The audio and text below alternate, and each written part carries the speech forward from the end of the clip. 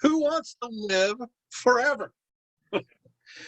The truth is that most people do not look forward to death, the end of their existence, but wish to keep the story going forever if certain quality of life conditions are fulfilled.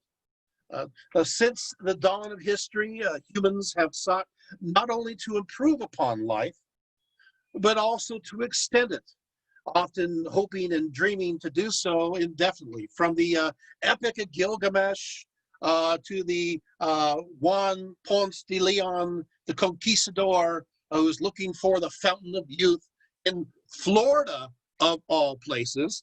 Excuse me. The search for immortality often becomes a quest. The secrets hidden at a particular place that needs to be discovered. And that often includes eating or drinking or doing some kind of ritual or doing something magical or something religious. Objects such as the Holy Grail and the Philosopher's Stone were often deemed to have the power to give one eternal life, along with various alchemical elixirs now over the centuries. Now, legends tell that, hey, you know what? Supposedly, some people achieved eternal life, like Utnapishtim. I love that name. You know, if you guys are thinking about naming a kid, you know, have those baby books of names, Utnapishtim, that should be right at the top of the list. Okay. Also, sorry, Saint Germain and others as well. Beliefs in the idea of a soul led others to assert that by following certain religions, Buddhism or Hinduism, Islam, Christianity, Judaism, by doing so, eternal life would be granted. Oftentimes the body and soul were believed to be enjoying this destiny together, as of the ancient Egyptians through mummification, or Christianity through the resurrection of the dead. But let's get into the heart of this, as I'm trying to figure out. Here we go. We often desire immortality for many reasons that are so basic to who we are as human beings. Granted, not everybody wishes to live forever, at least in physical form, or certain qualifications really must be met. This is important historically too, for there is a tendency in an evidential sense that if life is so unbearably difficult within that particular group or within that particular civilization, where with passing each day is all about survival, with no aspects of a good life ever encountered, the desire to live forever is greatly reduced. And the conception of the afterlife, if they have one, is relegated to a shadowy, even miserable condition. We know this as ancient historians. It's like, you live forever. Do you really want to? What's that like? Because they can't even imagine what it's like to live a good life here. It becomes difficult to imagine what a good life will be for the hereafter. Don't worry, I'm going to give you actual examples. So, okay. On a personal level, people often seek to end their present existence if they are suffering too much, whether mentally or physically, and wish to have a relief from that suffering. I'm giving you all the qualifications, as you might imagine.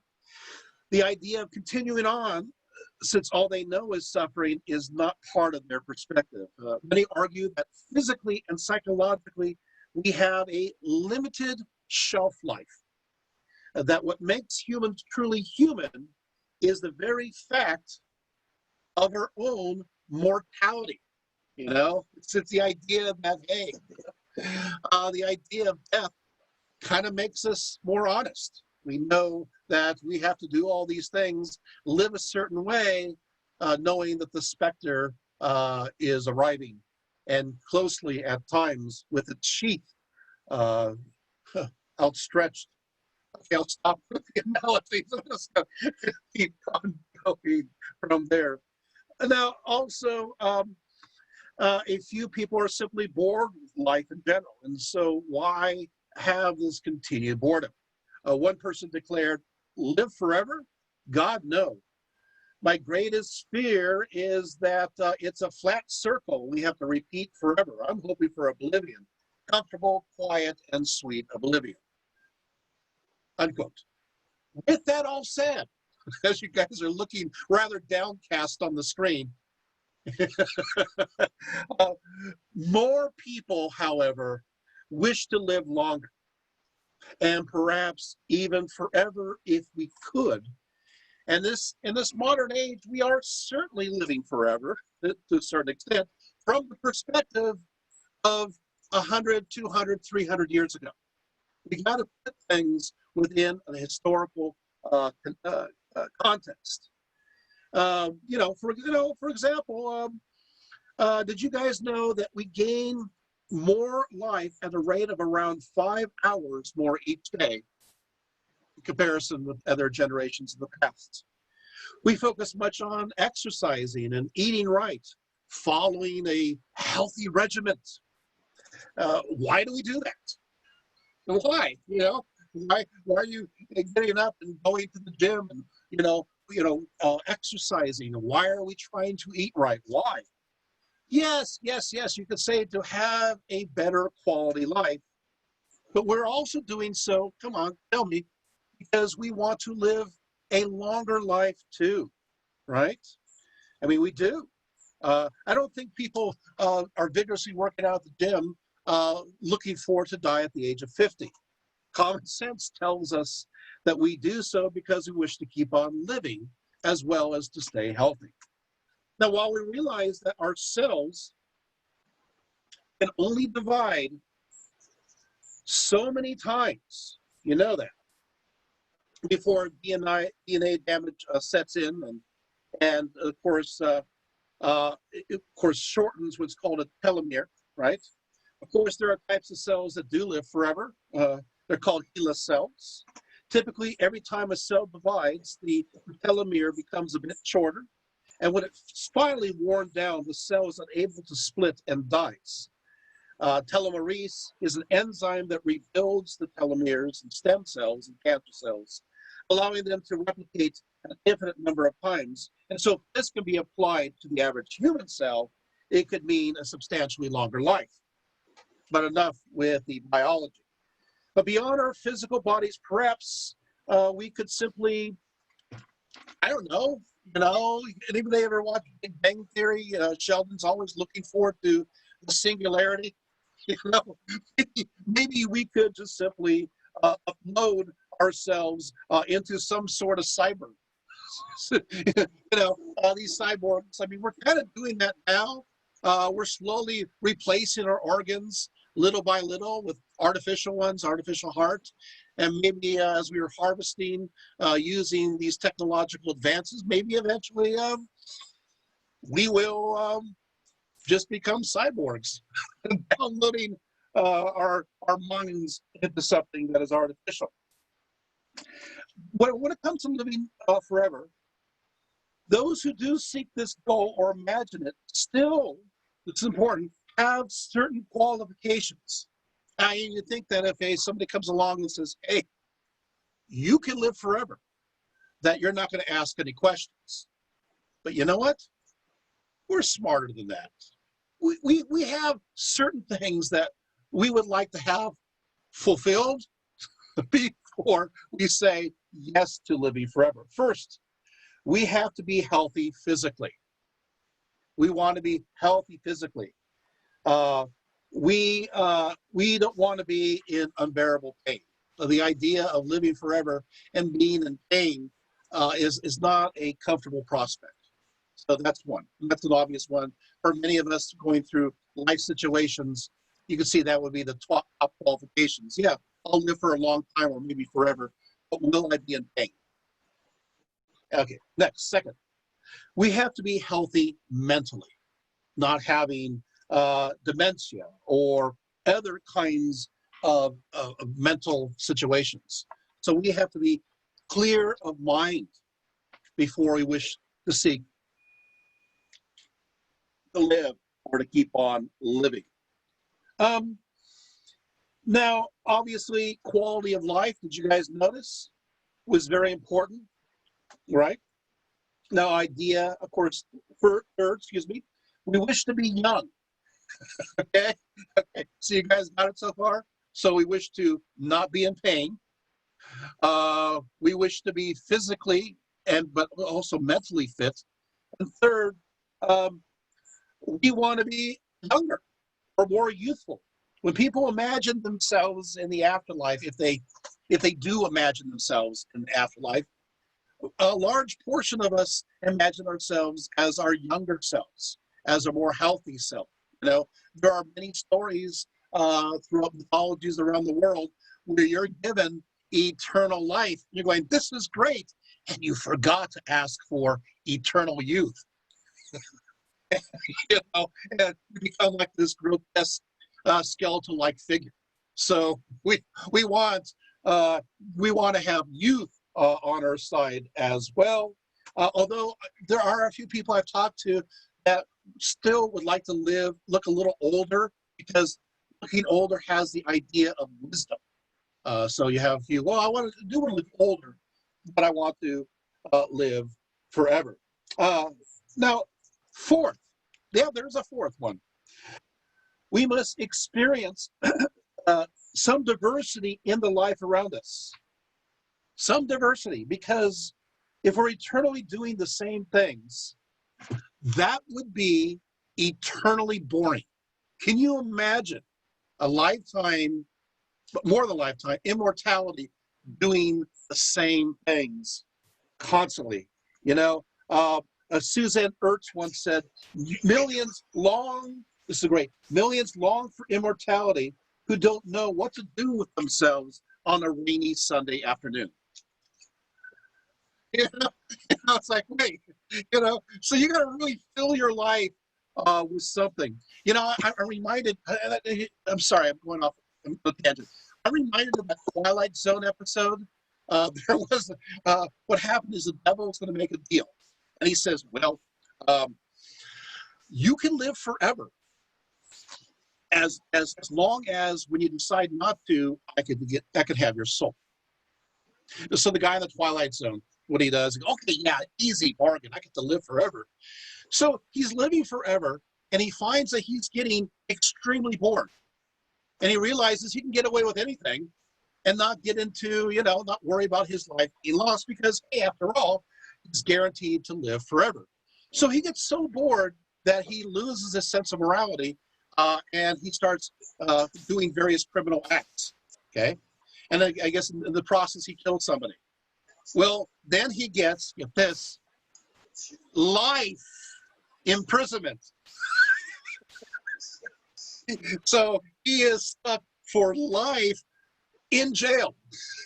Well, his life is eternal. So he's going to be in there a long time. So that's the point. So the thought is, no, we must be able to have some diversity. Now, we covered that. And one more thing, one more grouping. I do hear somebody's mute. Somebody's talking. Okay. Beyond all that, there are some reasons why we as humans wish for life to continue. And I'll answer that question now. Why do we want life to continue? And I know we're going to go through this just very quickly. The first, of course, is that one reason we wish to live forever. I hope you guys are taking notes, because we're going to have a test after this. Is that we fear death. We are absolutely afraid to die. We fear the unknown, or simply the concept of ceasing to be. And even the idea of how we will die may haunt us.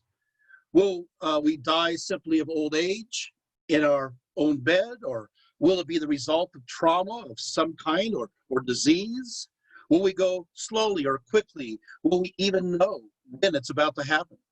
Of course, if we are thinking about death, if we believe we have a soul that goes on, then that fear of death is greatly reduced, for we have the hope that at least our soul will continue and not face death. Granted, the fear of death actually diminishes as one gets older. For one old lady said her husband said to her, "If you go to heaven, how wonderful. But if you go to sleep, what's wrong with that?" Okay, well, all right. Yet we must remember that amongst those living in the ancient world and into the Middle Ages, the life expectancy for so many was far, far less than our own, with many dying not because of old age, but because of disease or some other cause. And so they are cut off relatively young in age, at a time when they could potentially have a good life. Death was even more ever present in the minds of those in those days. In fact, I mean, today I know we're going through this virus together, and this is a terrible time, and we're losing so many. But think about the Middle Ages and all those various events, the various plagues, and it was a common sight up through the 19th century to walk along any road and find a corpse laying at the side of the road. That's a common occurrence, even in the United States. It's like, oh, well, somebody dead, disease, bandits, we don't know, carriage ran them over, and the body would just sit there. I know it's horrifying to think about that, but for even children, death was always something that was seen. In this society, we've done a kind of a good job of keeping it quiet, of maybe making it less visible, but it's still an ever-present reality. But in those days, people wish we could live forever because they really are cut off from a chance to have a full life. Hope that makes sense. So even more do they cling to the idea. So we are very blessed to live nowadays, even with this virus, in comparison to 100 years ago. Okay. Second of all, we wish to live forever, if provided that we are healthy, because we enjoy life. We enjoy the daily activity of living. This is the positive one. The last one was pretty depressing. Okay. So we enjoy having our relationships and eating and drinking and good conversations and listening to music and dancing and reading and smiling and laughing and enjoying the sunrise and the sunset and appreciating the natural beauty that we see around us. We like to feel the warm sun upon our faces and the gentle rain upon our heads. We just enjoy those experiences, and as long as we are physically fit and mentally fit, we want to keep experiencing it. Does this make sense? You guys, right? Is this right? Third, we wish to live forever because of our insatiable curiosity. We are curious people.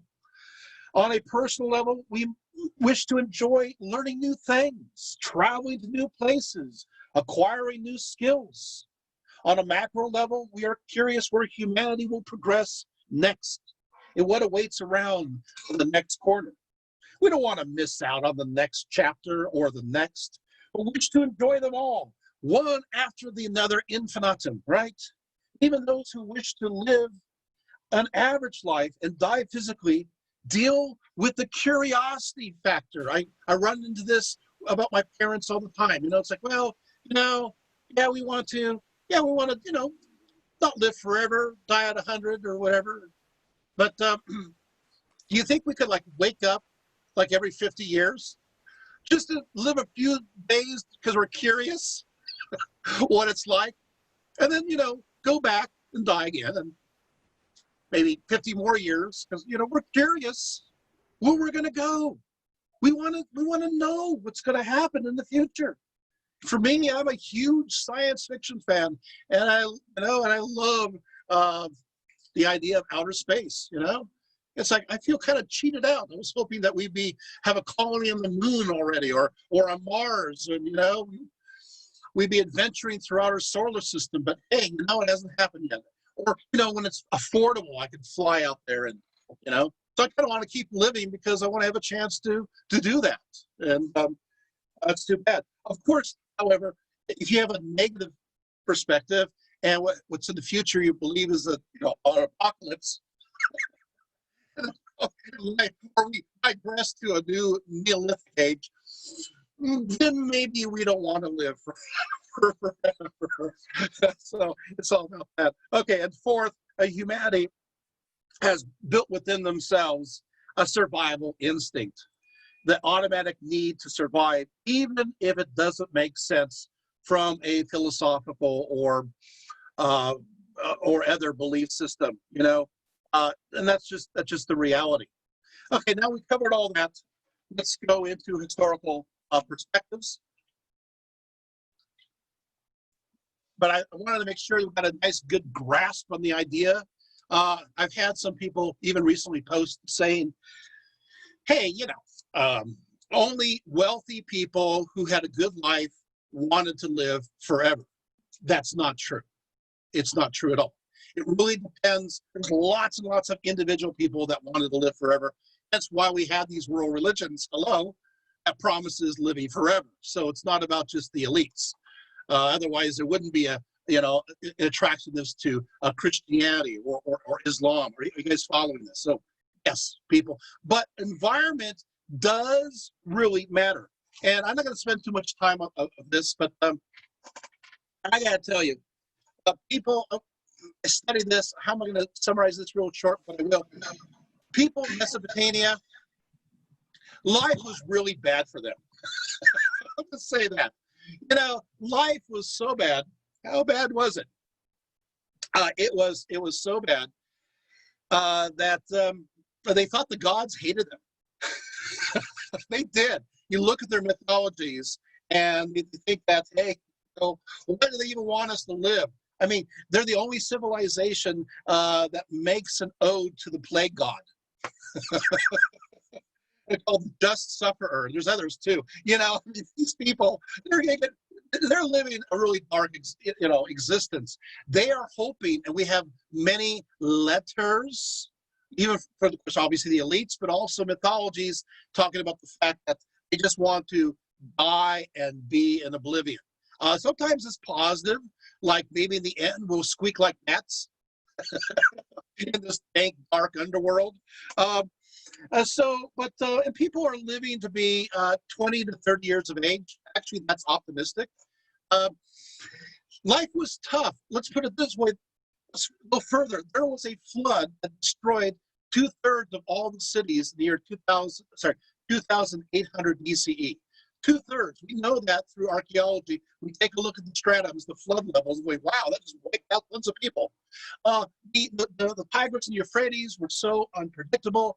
So they flooded too much, and then we have these dry spells that last forever. And then you have these desert winds. If you guys have ever been to Iraq, it's like, what is this? And then of course, to make things even worse, their mythology, of course, supports these darker ideas. You guys ever heard of the Epic of Gilgamesh? That pretty well says what the quest for immortality is in a nutshell.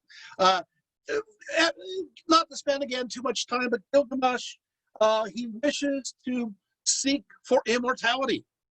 So he goes on this great, gigantic quest, slays her Wawa and has all these other adventures. It's really fun to read. And then he is told that there is somebody who lives forever. His name is Utnapishtim. Again, remember that name. Anyway, Utnapishtim is said to have gained immortality. So Gilgamesh goes to him and asks how he does it. Well, Gilgamesh, which story I will tell in 2 weeks, Gilgamesh tells how he of all were wise and righteous in the eyes of the gods. And what they did is that the gods decided that humanity was too noisy. I'm serious, too noisy. We were too loud, as if they need sleep. Anyway, so they decide to get together and destroy the world. Of course, a great flood. And they figure, hey, Ea and a few others decided that Utnapishtim is a righteous man. And so what they do is they tell him, okay, build an ark. He builds an ark, and he saves, well, just very few, and himself and so forth. There's a great flood. And in the end, yada, yada, because of his righteousness and because he was so good, he received the gift of immortality. Isn't that great? Now you can imagine Gilgamesh hearing this story thinking, here I am, wishing to hear the recipe for eternal life, and now I'm listening to you tell me the story of the fact that you were considered righteous by the gods, and there's a great flood, and you were selected by them to save a remnant of humanity and the animals. Am I supposed to wait for that kind of event to happen for me to gain immortality? Is that what I want? So Utnapishtim says, don't worry. I have another way of gaining everlasting life. So he tells Gilgamesh that there is a magic plant. That's right. A magic plant. It's called the plant of life. And it's supposedly located at the bottom of the sea. So Gilgamesh, he goes to the shoreline. He dives in the water. He finds this magic plant. It looks like it's going to happen. You know, he swims back to shore. He's going to get eternal life. As he dries himself off and he puts his clothes on, he puts the plant to his side. And a serpent appears, and the serpent steals the plant away. Interesting that a serpent is stealing eternal life away from Gilgamesh. Okay, so you see the connection there. So he's pretty upset. Very excited. So distraught, Gilgamesh returns to Utnapishtim and Destroyed my GTA. and gives, oh, can somebody turn off the mic, and gives another recipe for eternal life that you can now try yourselves. Here it is, you guys. I'm going to give you the answer to eternal life. You guys ready? Okay. You ready? Okay. So, the question tells him if he can stay awake for 6 days and 6 nights without falling asleep for a millisecond, he can live forever. See, this is something you guys can do. You know, just 6 days and 6 nights. In fact, we could even plan a Zoom meeting like a week from now, you know, and we'll all meet together and celebrate the fact that we're all immortals. You know, yeah. You think that will happen? Can anybody tell me what happens to Utnapishtim? Does he last for 6 days and 6 nights? Could you do it? Yeah. He falls asleep. And so the lesson of Mesopotamia is, he says in third person. I always worry about people talking in third person. James is always bothered by that. Anyway, he says, "O Gilgamesh, you were given the kingship. Such was your destiny. Eternal life was not your destiny." So there you have the moral of the story is only the gods can be immortal, not to seek to live forever, and be simply content with one station in life. Is that making sense? So the whole civilization was not, they didn't care. They really didn't. But then we moved to the Egyptians. The Egyptians, that was different. I gotta tell you, I like the Egyptians. You know, really. I mean, yeah, sometimes their gods got a little dark, but at the same time, they really did love their gods. There's reasons for this. Unlike you have the crazy Tigris and Euphrates that are unpredictable, making life unpredictable and strange weather patterns, you got a very consistent Nile that usually operates in a consistent way. Life is more regulated, and the stability in people's life were about 10 to 15 years longer than they were in Mesopotamia. Of course, the Egyptians also bathed on a regular basis. The Mesopotamian civilization didn't bathe that often. Sometimes I read one magic spell. I talked about breaking the idea of their usual once a month bath. And I was going, wait, stop. A bath once a month? Okay, moving right along.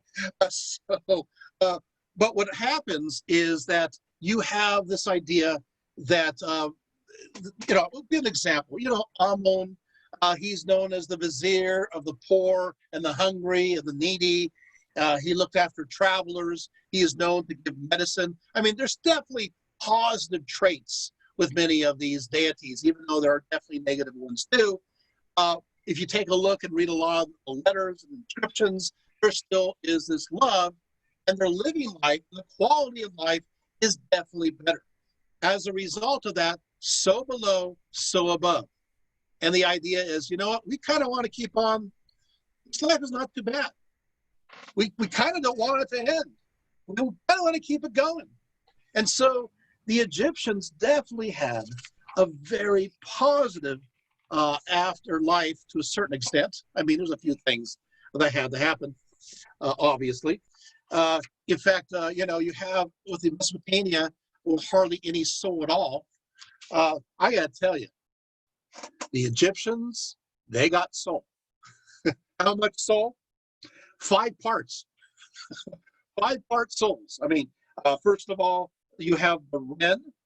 The Ren, you guys, it's R-E-N if you're writing this down. This is the part of the soul which is connected to the person's name. So upon birth, you're given a name. Your name has to be protected if it's written down. So this is why you have a cartouche around it, right? So your name. The next part of the soul that you have is known as the Shut, S-H-E-U-T. This is, of course, your shadow. So you don't want to have your shadow captured because it could capture your soul. The next is the Ib, I-B, and that is your heart. And that theoretical soul heart is connected to your actual heart. So, when they take all your guts and everything out and put it in canoptic jars, they do leave your heart inside, and that's connected with your Ib because it has to be weighed in the end in the weighing of the heart ceremony. So what they do is they have on the scales on one side a feather, on the other side of the heart, and if your heart is heavier than the feather, if you are heavy-hearted, then of course you're cast and thrown into the great jaws of Amit to be digested for thousands of years, like Star Wars: Return of the Jedi. But if you've been good, and you know you have, then of course your heart is you're light-hearted, lighter than the feather, and then you go to this paradise. And not to spend too long, but the Egyptian paradise is so cool. I did a whole talk just on this topic, so I'm going to just say it basically in a few lines. I like their afterlife. You arrive in the barge there, the cool northern wind is blowing, and you have, of course, obviously the long grassy areas and happiness and bliss, and best of all, I found this reference. It was so fun recently. Did you know that your cats await for you if you had your life on the shore? Hey, we want to see our animals that we love so well, and they're going to be there to reach us. I like that. So, and of course, the Egyptians, what they did, that's a whole other talk, and that is they mummified the body, right? Just to keep as a place for the soul to be tethered to, and to keep things going, so to speak. So there you have. So the Egyptians, it's really a great work. And hey, you got these Shabbatus figures. And another talk I'll show you one because I have one here. These are basically these little figures that are inscribed with your name, hence your powers on it. And when you die, they become alive and they work for you for the rest of your life. And you got employees. You can die, and they can do your farming for you.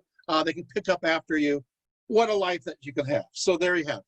Okay, then of course you're going to have other belief systems that deal with the soul. Of course, obviously reincarnation is a big one, and I won't spend forever on this, but I will talk briefly about it. And that when it comes to Hinduism, basically, after you go through the whole Brahmanism phase, people go, okay, so basically you got a soul. That's called an Atman. Not a Batman. It's so funny because when I teach at the university, I have so many students write about, Hindus believe in the Batman. It's like, well, maybe they do, but it's not connected to the soul. Anyway, this Atman, what happens is that basically is that you live your life, and in the circle that's called samsara. So if you live your life, you see I'm making this little circle sign.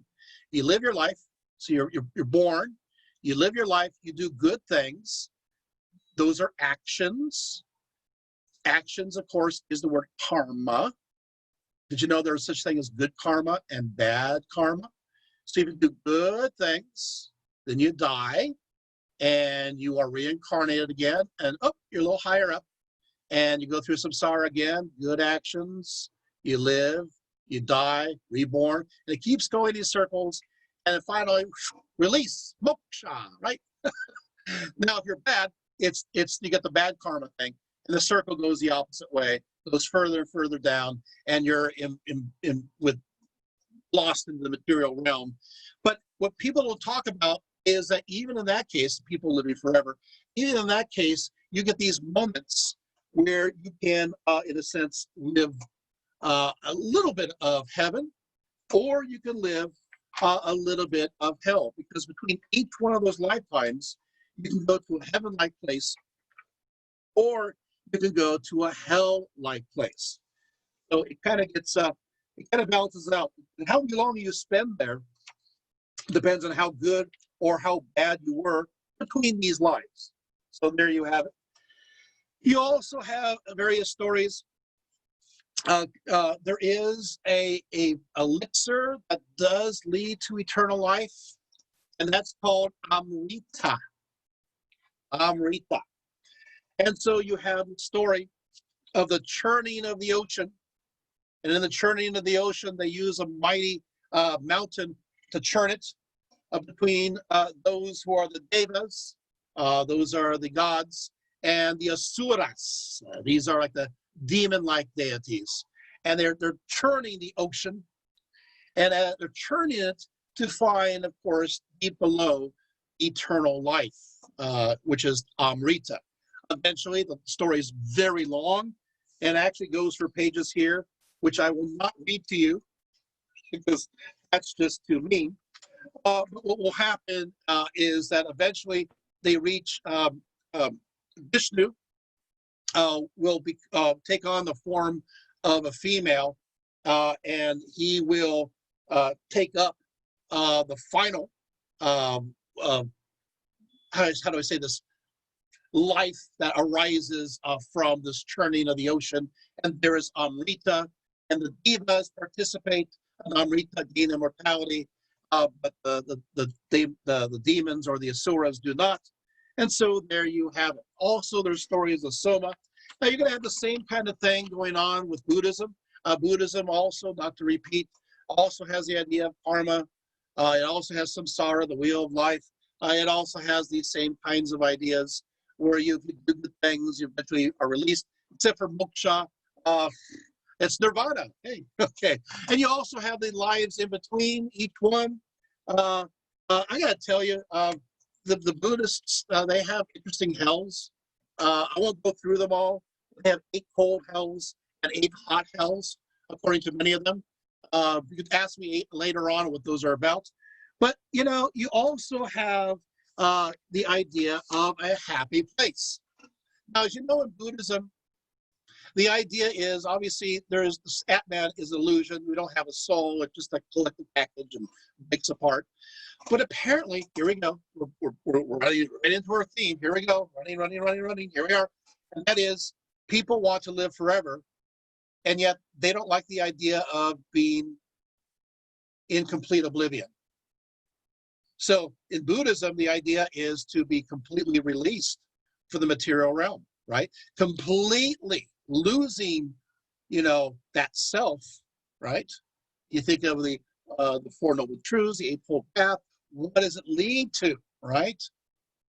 But then the problem is that a lot of people said, well, we kind of want to enjoy life after we die.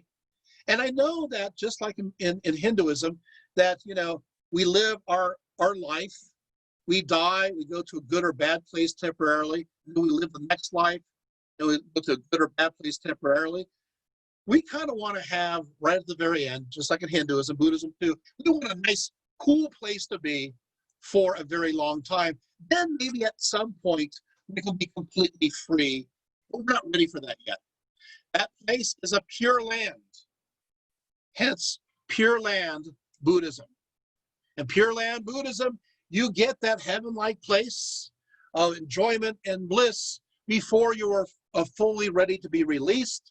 It is a happy land. According to Buddha, of course, I have to do this because there's so many different words attributed to him. This land is rich and prosperous, comfortable, fertile, delightful, and crowded with gods and men, with a great variety of flowers and fruits, adorned with jewel trees, which are frequented by flocks of various birds with sweet voices. There you have it.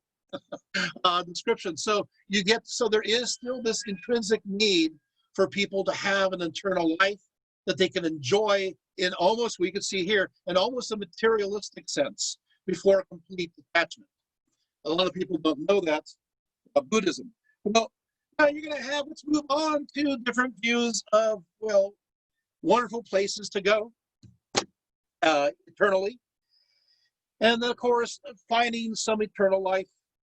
During the Qin dynasty of China, 221 to 206 BCE, there's a guy by the name of Qin Shi Huang. And Qin Shi Huang, he's known for the terracotta warriors. He's known for the Great Wall of China, although he really didn't do all of it. There was really pieces before that time, and he's kind of filled in the dots, but whatever. Moving right along, he wanted to live forever. He did. And so he sought an elixir that was supposedly located at the island mountain of Penglai. Penglai. Penglai. The island mountain Penglai was said to be free from all pain and never did winter make cold upon her slopes. Here the immortals enjoyed a great banquet upon this great white mountain, with no matter how much one ate, one's rice bowl or wine glass, rice wine, was always full. And of course, magically refilled. Immortals lived here in great luxury within palaces made out of gold and platinum. Wealth was everywhere in abundance, with jewelry growing from the trees. Does it sound familiar? The Buddhist one? Other trees could heal any disease if only one ate of their fruit. In fact, eating of that fruit could provide eternal life. Well, that sounds like a Judeo-Christian concept. Well, here it is in Penglai. Sounds like a great place for a resort, doesn't it? Come to Penglai. Enjoy the sun. Enjoy the island. Enjoy the fruit. Okay, I'm stopping. Oh, brand new fantasy island. Okay, so what happened is Qin Shi Huang, he heard about this mythical island. He heard about it from a certain Anqi Sheng, Sheng. Now, there is a record of Anqi Sheng who did supposedly visit his court, and he stayed there for 3 days. And he told all about this place that supposedly he was from, and that he had eternal life. Well, Qin Shi Huang wants everything. So he sent Khufu off to Khufu. By the way, he is a Taoist alchemist. He sent off to the eastern seas, to the island mountain of Penglai. And he set off on the journey in the year 219 BCE, having 60 ships with him an estimated crew of about 5,000, supposedly. Then, of course, they didn't find anything. There was supposedly a big monster that got in the way. You know, that, I got to use that one too. You know, if things get too, too impossible to achieve something, I can always say, you know, a big monster appeared to block my way. I should do that sometime when it comes to, going to work, big monster. Anyway, so what happens is that in 210 BCE, Khufu tries it again, this time with a smaller fleet, but unfortunately, Penglai is not found. Now, of course, some people say that Khufu, when he went to this region to the east, he ran into Japan, and there are legends of those who said that Khufu was a person who brought many ideas or perspectives from China to Japan. Now, this is interesting because we do have in Japan a deity known as Khufu, who is declared as god of farming, god of medicine, and god of silk. That's kind of interesting. There are also stories now from a Japanese perspective that Khufu thought Mount Fuji was connected to this island of the West. Does that make sense? So you go, hey, Mount Fuji, it kind of fits that description. So, and that's a possibility. But the Japanese also have their own story up a great mountain that's called Horai, Horai. This was a place of paradise that the Japanese are now seeking after. It supposedly had quintillions of quintillions, use them eventually, of spirits resembling small fairies, which lack the knowledge of evil, and because of this, hearts never grow old and people live forever. In fact, the very air itself on the island is made of their essence, and so if you breathe in this air, their knowledge enters into you and their wisdom, and if you keep breathing, you shall gain that eternal life. Isn't that interesting? So you're breathing in the fairy essence into your soul, and it preserves you. Now, the Taoists are interesting because they want to find elixirs to live forever, and they come up with all sorts of interesting combinations.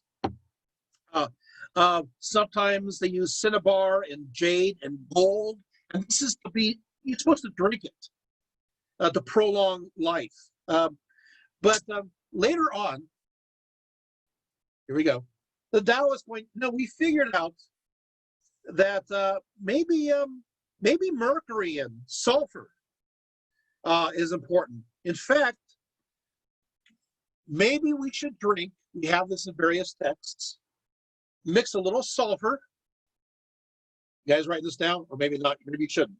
A little mercury, a little arsenic together, and we'll mix this together in this potion, and we'll drink this, we'll imbibe this. At one point, somebody, we don't know the full story, there's various versions of it. Somebody, everything was done by, obviously, lighting by fire. A spark went somewhere, and there was an explosion. So instead of making an elixir that would create immortality, they created what's called gunpowder, which of course would result in eternal death. But hey, there's stories of the Taoist magicians running out with singed beards and whatever it may be. How much truth is in the story? It's a great story, but we do know that before gunpowder, the exact ingredients for it were part of these elixirs. We have that, so that's pretty solid information. So yeah, so I guess that ended with a bang. So we move on to the Greeks as well as to the Romans. Oh, I would love to spend forever on this, but we don't have eternity yet. Okay, sorry. So here we go. The Greeks and the Romans, first of all, you have something that's called orphism. It doesn't mean the process of becoming an orphan. Orphism has the idea that, and Pythagoras believed in this, the system of thought, that you have basically you have a titanic body, the Dionysian soul. But you would actually bury people with these little tablets, a lot of them found in southern Italy and Sicily, that have on it, after you die and you believe in the system, it gives you a little roadmap and guidance of what you're supposed to do. So it's kind of like, okay, so you make a left at the palm, you go straight here, and avoid the waters of Lethe, Lethe. These are the waters of forgetfulness, and instead it kind of guides you to the great pond or river, depending on the inscription, of memory. And hence you will remember all your past lives, because Orphism has the idea of reincarnation, and Pythagoras believed also in the idea of reincarnation, and you will be released to the gods and will live eternally. So Orphism was very, very popular for a very long time. Pindar also talks about reincarnation. First of all, Pindar, who lived from 522 to 443, tells how all humanity is judged in the underworld, and from this judge, the good receive a happy destination, while the wicked receive an evil one. And here you thought this was all about Christianity. It's not. Pindar outlines it. He adds, but as many as have endured for 3 times in either state to keep their souls altogether away from injustice, these travel the road of Zeus to the towers of Kronos. There the breezes of ocean are wafted about the isles of the blessed. So once again, you have this idea thrice. Now, of course, Empedocles is another one who taught this. Empedocles, Empedocles. He lived from 490 to 430 BCE. He talks about this idea as well in detail. Goes on and on. In fact, he believes that everything is created through the forces of love and strife, and it mixes and separates the very elements. And these very elements are earth, air, fire, water. That's earth, air, fire, water, and all things contain these elements.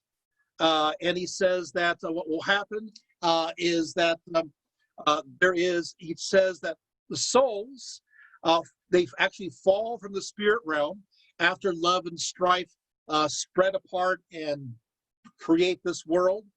And what will happen is the soul goes into the material realm due to hamartia, which is error or the confusion, and so stand condemned for 10,000 years, which can be understood as the 10,000 years that Plato talked about later on, or 30,000 years. But we start off as humans. And then through life, if we do good choices, we continue being humans, but we can also descend to animals or lower forms. But he says the very first incarnation is human. And from this, he said, has the soul declared, from what honor and from what bliss come I, have left to wander here among mortals. He realized this life here on earth is one of suffering and pain, and states, the first man states, I wept and wailed when I saw the unfamiliar country, where dwell murder and wrath and hosts of other misfortunes and parching diseases and decay and floods. Yet he realizes that he is but a divinity locked within this temporary physical shell, saying to all, I tell you, I am a God immortal, no longer a mortal. Yet he is a divinity that is caught by fate to pay his due, realizing he is an exile from the gods and a wanderer. And of course, the idea is he needs to seek to return. I do spend a little time with this because there's a reason for it. Because Empedocles places the dismemberment of the 4 elements as a central aspect of this descending into this world. So many alchemists will think, this is interesting. What if we do the reverse? What if we can take the 4 elements and shake them up in such a way, as talked about by Empedocles, and do the reverse and bring the soul back into heaven artificially through alchemical ways. Is this making sense? So already these ideas start to come about. They're going, and he sets the platform. Plato talks way too much about the afterlife. Way too much. I got 4 pages on him alone, which I will not read to you. But he builds on Empedocles, and he goes on, and basically it's the same kind of idea. Although what will happen is you have the spindle necessity. What you have is that you have of course the thousands of years of living, and you have this in-between time. And in this in-between time, you get to do a lottery. That's right. You get to play a lottery, and you can decide through this lottery if you're going to be a good person or a bad person, a productive person, a non-productive person, a wealthy person, a poor person, a male and a female. He goes in way too much detail about this for anybody's good, like he knows. But everything, people who he says who lived a good life, next time they don't want to live such a good life because they need to have that diversity. So, but once again, eternal life continues because eventually, just like you have in Hinduism, if you're a good person, you get released to be with the gods. So they all have this idea of immortality, but it does involve effort. It does involve works, which of course, interestingly enough, you're going to find that within Hinduism as karma. There are so many similarities with many of these beliefs. Well, these ideas, hook, line, and sinker, go to the Romans. Now, not all Romans believe this, but a lot of Romans did. And then if he didn't, well, Virgil kind of pressed that home in his Aeneid. And then, Augustus has this power, the emperor, required reading for school children. So everybody gets to read the Aeneid. And in the Aeneid, once again, you have the idea of eternal life. I won't tell you all the details, but I think we're doing pretty good when it comes to information. But what happens is basically that Aeneas, he wants to see his father, and he meets the Sibyl and Cannae, and this is a beautiful area. It's near Naples. There's even some caves dug. I'm talking too much. I'm stopping. Anyway, so he arrives at this place, and he's going to descend into the underworld to talk to his father about whether or not he has this great progeny, this great legacy that will continue on and on. So he goes through the various levels of Hades. First of all, he crosses the river Styx. He makes sure that he takes 2 coins, because you got to pay the ferryman, and they want to go over, got to pay 1 to come on back, right? He crosses over, and then he enters the level of the innocents.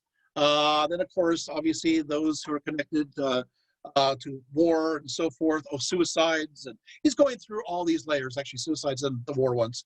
Finally, he gets to the great judge, or judges, and what will happen is, in some cases, it's Hades and Persephone. There's various versions, but what will happen here is that there are 2 paths you can go on. That sounds like a Led Zeppelin song. Sorry. There are 2 roads you can go on, but in the long run, still change the. Okay. So anyway, so what happens? There's 2 paths. One side leads to Tartarus, and that's the left side, and the other path leads, obviously, to Elysium, the good side. So if you did good things, actually, let's start with the bad news. If you did bad things, if you were bad in life, and you didn't manage to get stuck in some of these levels on the way down, don't let your head hit on the way down. What will happen is you go to Tartarus, and you have to pay for all the evil that you did for the next 1,000 years. This is a long time. However, good news, you don't always have to be stuck there. If you're not really bad, you could be there for a shorter amount of time and then have a transfer over to the happier side on the other side, or in some cases, a holding place after the 1,000 years have passed. Does that make sense? But meanwhile, during this place in Tartarus, you get the whole thing of pouring molten lead down people's throats. Sounds like the Acts of Peter. You have all these torturous things going on, fire and floods and so forth. In fact, I'm going to go ahead and kind of read a portion of the Aeneid. Okay, you guys said yes. You all said yes, we want to hear the Aeneid. I love the way this is done poetically. Person really worked with the Latin well. He says as follows, the Tartarus. This is Aeneas, done by a very good English translator. Nor death itself can wholly wash their stains, talking about Tartarus, but long contracted filth even in the soul remains. The relics of vice they wear, and spots of sin obscene in every face appear. For this are various penances enjoined, and some are hung to bleach upon the wind, some plunged in waters, others purged in fires. By the way, purged, purgatoria, the idea of purgatory comes from that. Purged in fires, till all the dregs are drained and all the rust expires. All have their manes, and those manes bear the few so cleansed to these abodes repair. And breathe in apple fields, the soft Elysian air. Then are they happy. So there we have it. So you get there's the transfer. So now we get to the good side. If you're good, you go to this happy place for the next 1,000 years. Happy, happy, happy. So you get to live a nice, happy life, just like, wait a minute, that's like a Pure Land Buddhism. I know. Interesting. Anyway, what will happen is 1,000 years, right? Then are they happy when by length of time the scurf is worn away for each committed crime, no speck is left of their habitual stains, but the pure ether of the soul remains. But when 1,000 rolling years are past, so long their punishments and penances last, whole droves of minds are by the driving God compelled to drink the deep Lethean flood, and large forgetful draughts to steep the cares of their past labors and their irksome years. The unremembering of its former pain, the soul may suffer mortal flesh again. There it is. I love how the person made the Latin say that. But there you have it. So you have, guess what? So after the 1,000 years are over, well, you are released and you are going to the waters of lave. You drink from the waters of forgetfulness, and guess what? You get to live again and again and again. And of course, how long that happens depends on your perspective and viewpoint. So you get the idea. So this idea is not always popular. You still have other ancient ideas that say, when you die, you're dead like a dog. Or you still have the ideas of some shadowy afterlife that you see so much in funerary epitaphs as well as the art. So you still have these other viewpoints. It's not a monolithic perspective. But just this is amongst the chorus of conversation when it comes to the afterlife. And there's so much to it. Well, and of course, you also have many Romans talking about people living forever. And there's quite a few of them. Many of them, of course, are known as the heroes, who are definitely not zeros. Sorry, looking at my time. I got to talk about one guy. This is kind of funny. So he's a Herodotus. There's a guy by the name of Aristeas of Proconnesus. Aristeas, he lived about the 7th century, supposedly.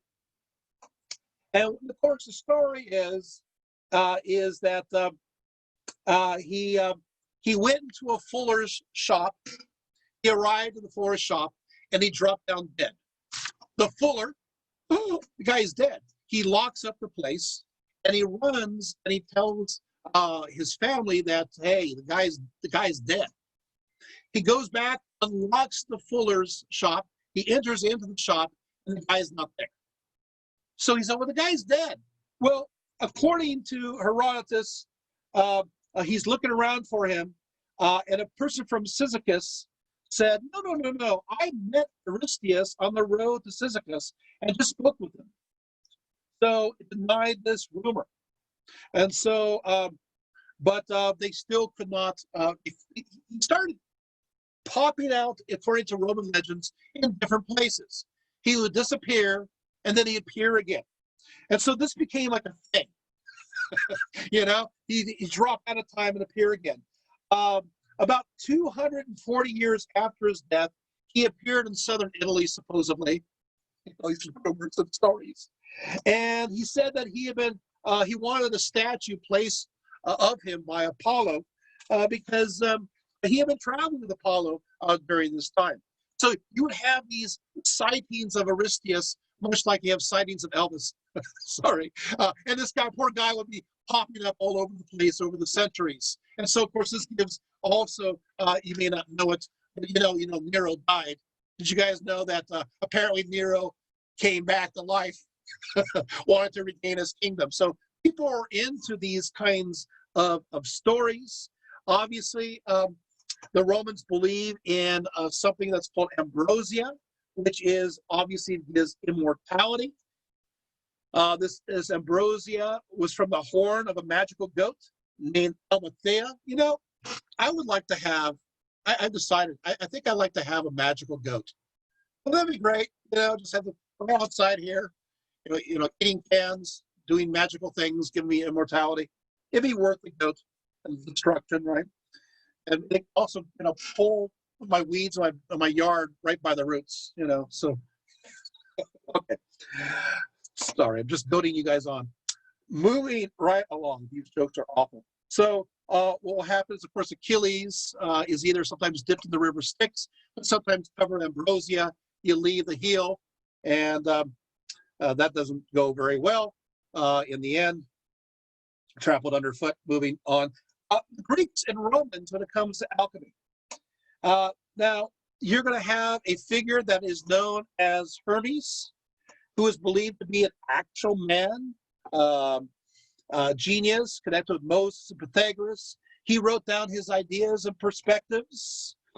And according to many, they believe he came up with a concept known as the philosopher's stone, able to give eternal life. Now, the philosopher's stone story also goes to, is written about by a certain, and I love his writings, but nobody ever reads them anymore. His name is Zosimus of Panopolis.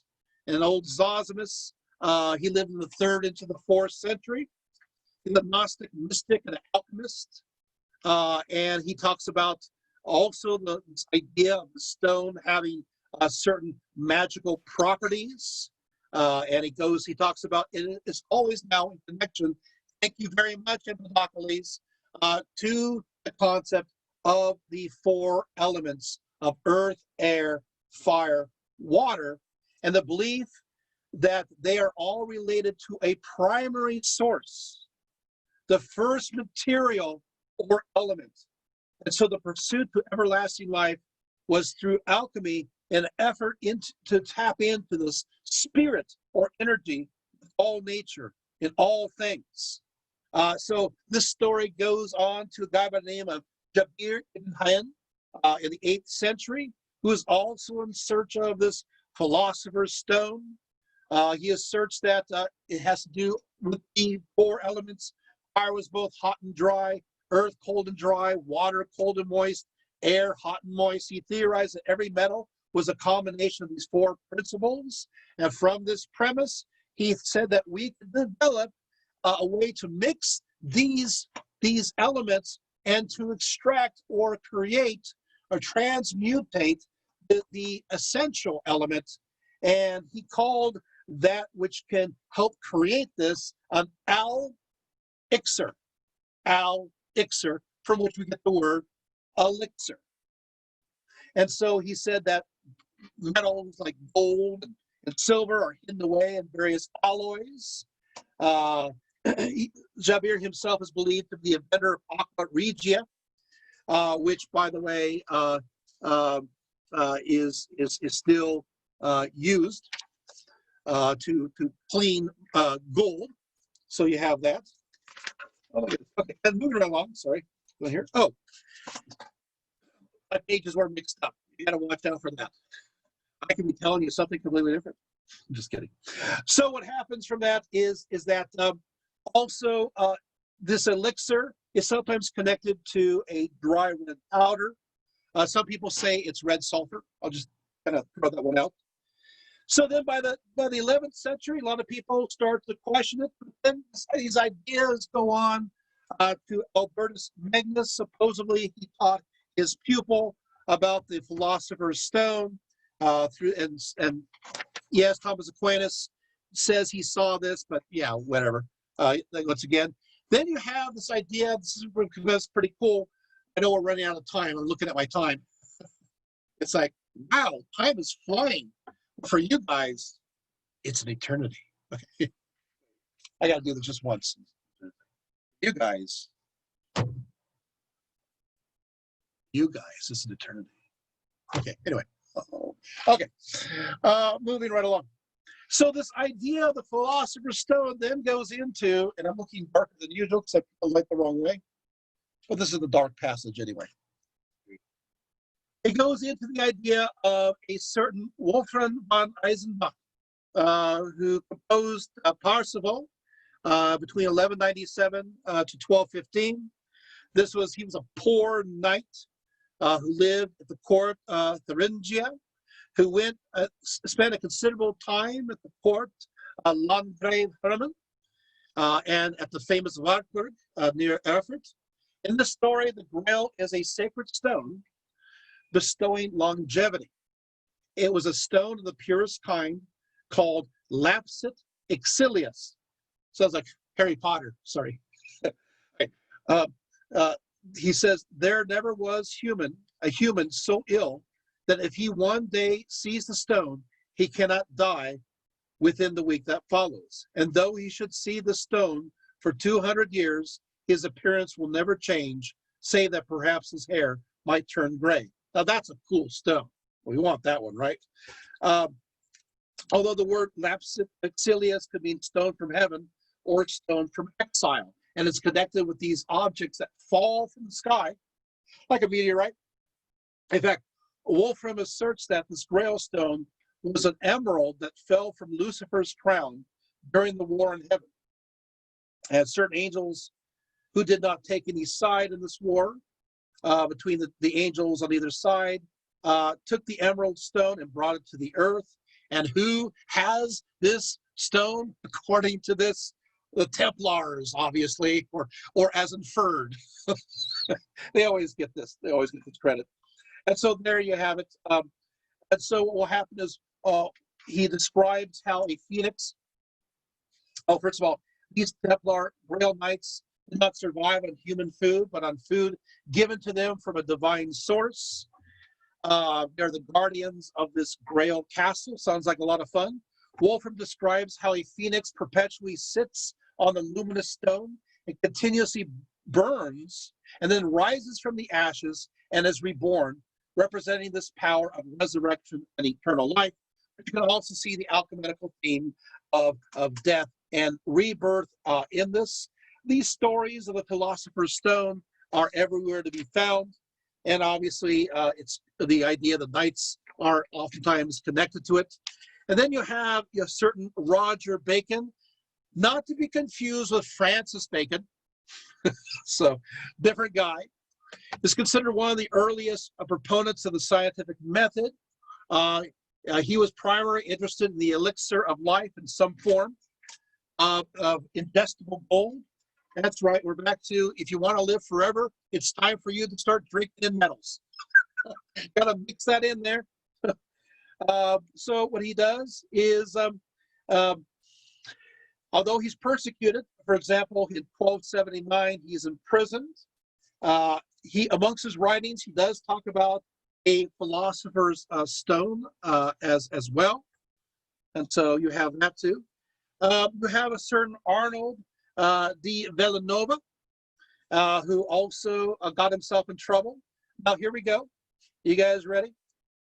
Oh, no, I'm going to tell that later. I'm sorry. So he also believed that in this idea of resurrection and the afterlife. You have, here it is, Trithemius lived 1462 to 1516, excuse me. On his deathbed, I think this is pretty funny. On his deathbed, he dictates a recipe which was said to preserve mind, health, and memory. I love the fact that the guy's on his deathbed. It's like, why aren't you using this? Otherwise, would you not be on your deathbed? I'm just saying this. And so basically, you guys have to have this. You got to have columel, gentian, cinnamon, aniseed, nard, coral, tartar, and mace. You take 5 grams of it every morning and every night, mix with wine during the first month. And during the second month, you take it in the morning only. And then the third month, 3 times a week. And you will gain eternal life. There it is. It is that easy all this time. You thought, well, you're not going to give me any answers here. You also have Paracelsus, who's a very difficult man. He also talks about the idea in nature that you have mercury, sulfur, and salt. And basically, these 3 elements, sulfur, mercury, and salt, contribute to the poisons in all diseases. So the idea is that we need to take a little of it, of each one, to become immune to all poisons of life. You guys got it? So it's like, so if they're the poisons of life, you take a little bit at a time, because these elements are connected to all things in the 4 elements, and you will live an everlasting life. He says, this is easy to prove. Yeah, right. So he says, look, I'm burning a piece of wood. The fire is the work of sulfur, the smoke of mercury, and the residual ash is salt. See, he has it all figured out. So if we just ingest this, we can live forever, as the microcosm as well as the macrocosm. So he comes up with some pretty interesting ideas there. I'm going to mention one more before I jump into maybe one more slight topic, but I'm not going to spend too much time on it since I have 5 minutes. I want to mention Alessandro Cagliostro, Caglistro. He lived between 1743 to 1795. So I want to read this probably because I have a sense of humor. This is his remedy for everlasting life. I'm going to tell you this, and I'm going to tell you before I tell you this, please do not try this at home. And in fact, as I'm telling the formula, I want you to imagine what is happening to the person who is trying to do this, okay? Because he describes the various phases, and you realize what's, okay. So he says as follows, first of all, you're going to have to let us now turn to the secret of physical regeneration. A retreat of 40 days. So basically, you get a 40-day retreat because we can all afford. So just imagine, if you will, you're taking time from work and you're going to take 40 days off. So, right? Just think of it as a manner of a jubilee. It actually says this. But you can only do this every 50 years. So apparently, you can only do this once, and then person's over. You have to begin at the full moon of May, because everything starts in May, in the company of one faithful person. So you're going to choose somebody to be with you. Just think to yourself, who would you like to be with you as you're going through this process? Okay, now you must fast for 40 days, drinking May dew. Now, how do you drink May dew? What you do is that you collect dew from sprouting wheat with a cloth of pure linen. You guys got that? Okay. And of course, obviously, you can in addition eat new and tender herbs. Now, of course, you want to start off your 40 days with a large glass of dew, and you want to end those 40 days with bread. You guys got that? Now, what you want to do is, after this time, you got to start to drink what's called the balm of Azoth. Obviously, this is mercury. So you're going to drink some mercury. You have to drink this mercury, he says, in the morning and evening, beginning with a dose of 6 drops and increasing by 2 drops daily until the end of the 32nd day. That's a lot of mercury. At the dawn, which follows thereafter, renew the slight bleeding, then take to your bed and remain in it till the end of the 40th day. On the first awakening after the bleeding, take the first grain of universal medicine. You know, of course, universal medicine, it's a combination between mercury and gold. Okay, so there you have that. And then a swoon of 3 hours will be followed by convulsions, sweat, and much purging, necessitating a change of both bed and linen. At this stage, a broth of lean beef must be taken, seasoned with rice, sage, valerian, and balm. On that day following, take a second grain of universal medicine, which again is mercury and gold. On the next day, have a warm bath. On the 36th day, drink a glass of Egyptian wine. And on the 37th day, take a third and last grain of universal medicine, which I talked about, gold mixed with sulfur. He says this is funny, a profound sleep will follow. You think after drinking all that mercury? Yeah. During which hair, teeth, and nails and skin will be renewed. You'd be falling out, right? The prescription for the 38th day is another warm bath, steeping aromatic herbs in the water of the same kind as those specified for the broth. On the 39th day, drink 10 drops of elixir. We talked about that. 2 spoonfuls of red wine. The work will be finished on the 40th day, and the aged man will be renewed in youth. That's right. You will. It says you will gain immortality right here. So, you guys want to do that? I'm kind of frightened also about the bleeding part and the convulsions and changing the bed. You can imagine as you're reading this that somebody must have tried this and it's having some effect on the body. I'm going to sum up because I know my time is over, but I do want to touch some headlines. If you indulge me for one more, like 5 minutes, and then I will go away and sail off to the land, the Isles of the Blessed. People also sought after the fountain of youth, and this goes all the way back. Herodotus mentioned the fact that people believed in this, especially in Ethiopia, that people lived longer by bathing in this one particular fountain. This goes into the Alexandrian romance, and then it goes into stories that were very popular in Islam about the servant of God that lives forever and basically tells Moses what to do. That is in the Quran. If you want to read it, it's Surah 18, 65 to 82.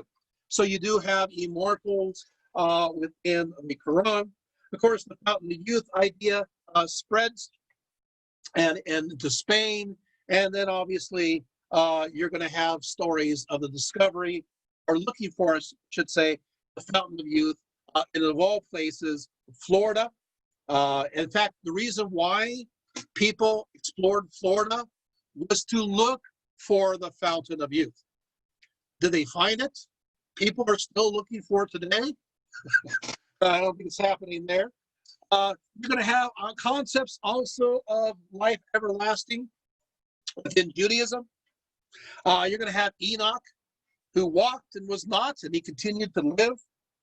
And he became, in some stories, a great celestial angel or chief of the archangels. Various stories connect with this. So obviously he lives forever. You have Elijah taken up in the fiery chariot. So you have that. You do have kind of a shadowy idea of the afterlife, that being Sheol. And below you have, the area of that's not too happy. That's the place where the worm dieth not. And you have the other place in Abraham's bosom where it seems to be good. It's pretty shadowy, especially if you read Ecclesiastes. There's not a lot of hope there. But things start to change as we get into the back book of Daniel. And by the 3rd and 2nd centuries, people are starting to look forward to some kind of happy afterlife. And this continues in the Talmud when it talks about what's called the realm of Olam Haba, or the world to come. But you also have ideas, you all, and now I'm Southern, have ideas of reincarnation that's mentioned even during the Middle Ages. Zoroastrianism has the idea of living forever too, you know, pretty easy stuff to talk about. Basically, your soul is split into two. You live this life where your oversoul kind of watches it, and then it's reunited upon your death. You walk across the Team-Dot Bridge, and as you're walking across, if you've been bad, of course, the bridge swings back and forth, and you fall. And when you fall, it's not a happy place. You enter the house of pain, weeping, gnashing of teeth. You're there for a long time. Also, according to the Avestas, the food's not very good. It must be a chef that must have got stuck down there. And then, of course, you have on the other side, you have, of course, the house of song. It's happy and blessed. But guess what? What will happen is there will be a great moment where Sarasat, the great righteous one, who is born of a virgin, will rise from the sea or from a pond, depending on your virgin, and he will lead the righteous against the evil ones. There'll be a great battle in the afterlife, and lo and behold, what will happen is Sarasat will turn the moon to red and so forth, and those who are in the house of pain and the house of song, they'll be resurrected and fight on each side. The good guys will win, the bad guys will lose. There'll be a great throne judgment of Hura Mazda, and there's a great lake of fire behind them, and everybody gets pushed into that lake of fire. At the end, the good people don't burn, the bad people burn. Yeah, everlasting life, and it's a happy place. These ideas go right into Christianity. Hey, see, I am summing up, huh? You didn't think I would do that, right? So by talking about Zoroastrianism, I go right into Christianity. The same essential ideas happen.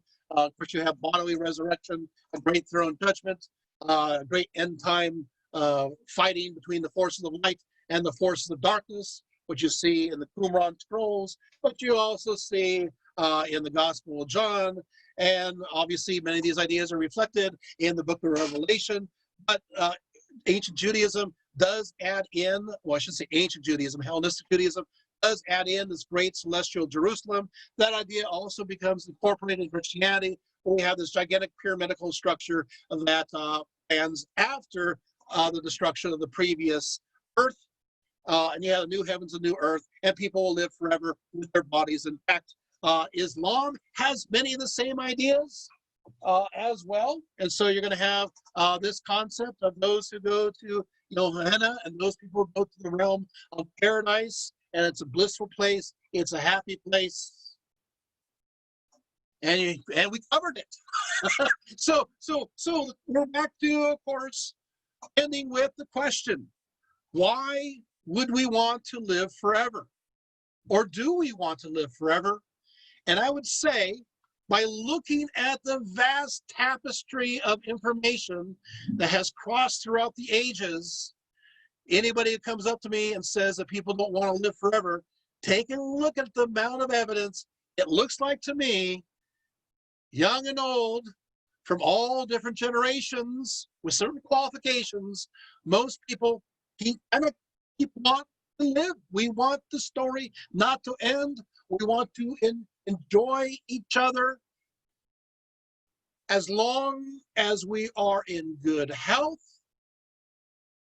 mentally and physically, as long as our quality of life has a nice diversity to it, as long as we stay curious and not become hardened of heart, and as long as we have this survival instinct in us, we want to live.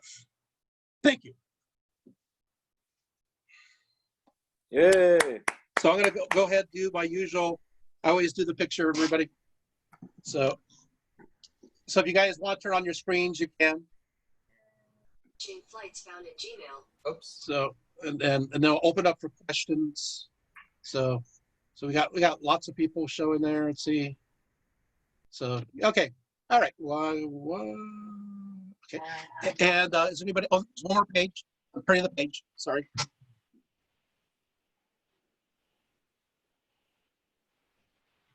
Okay.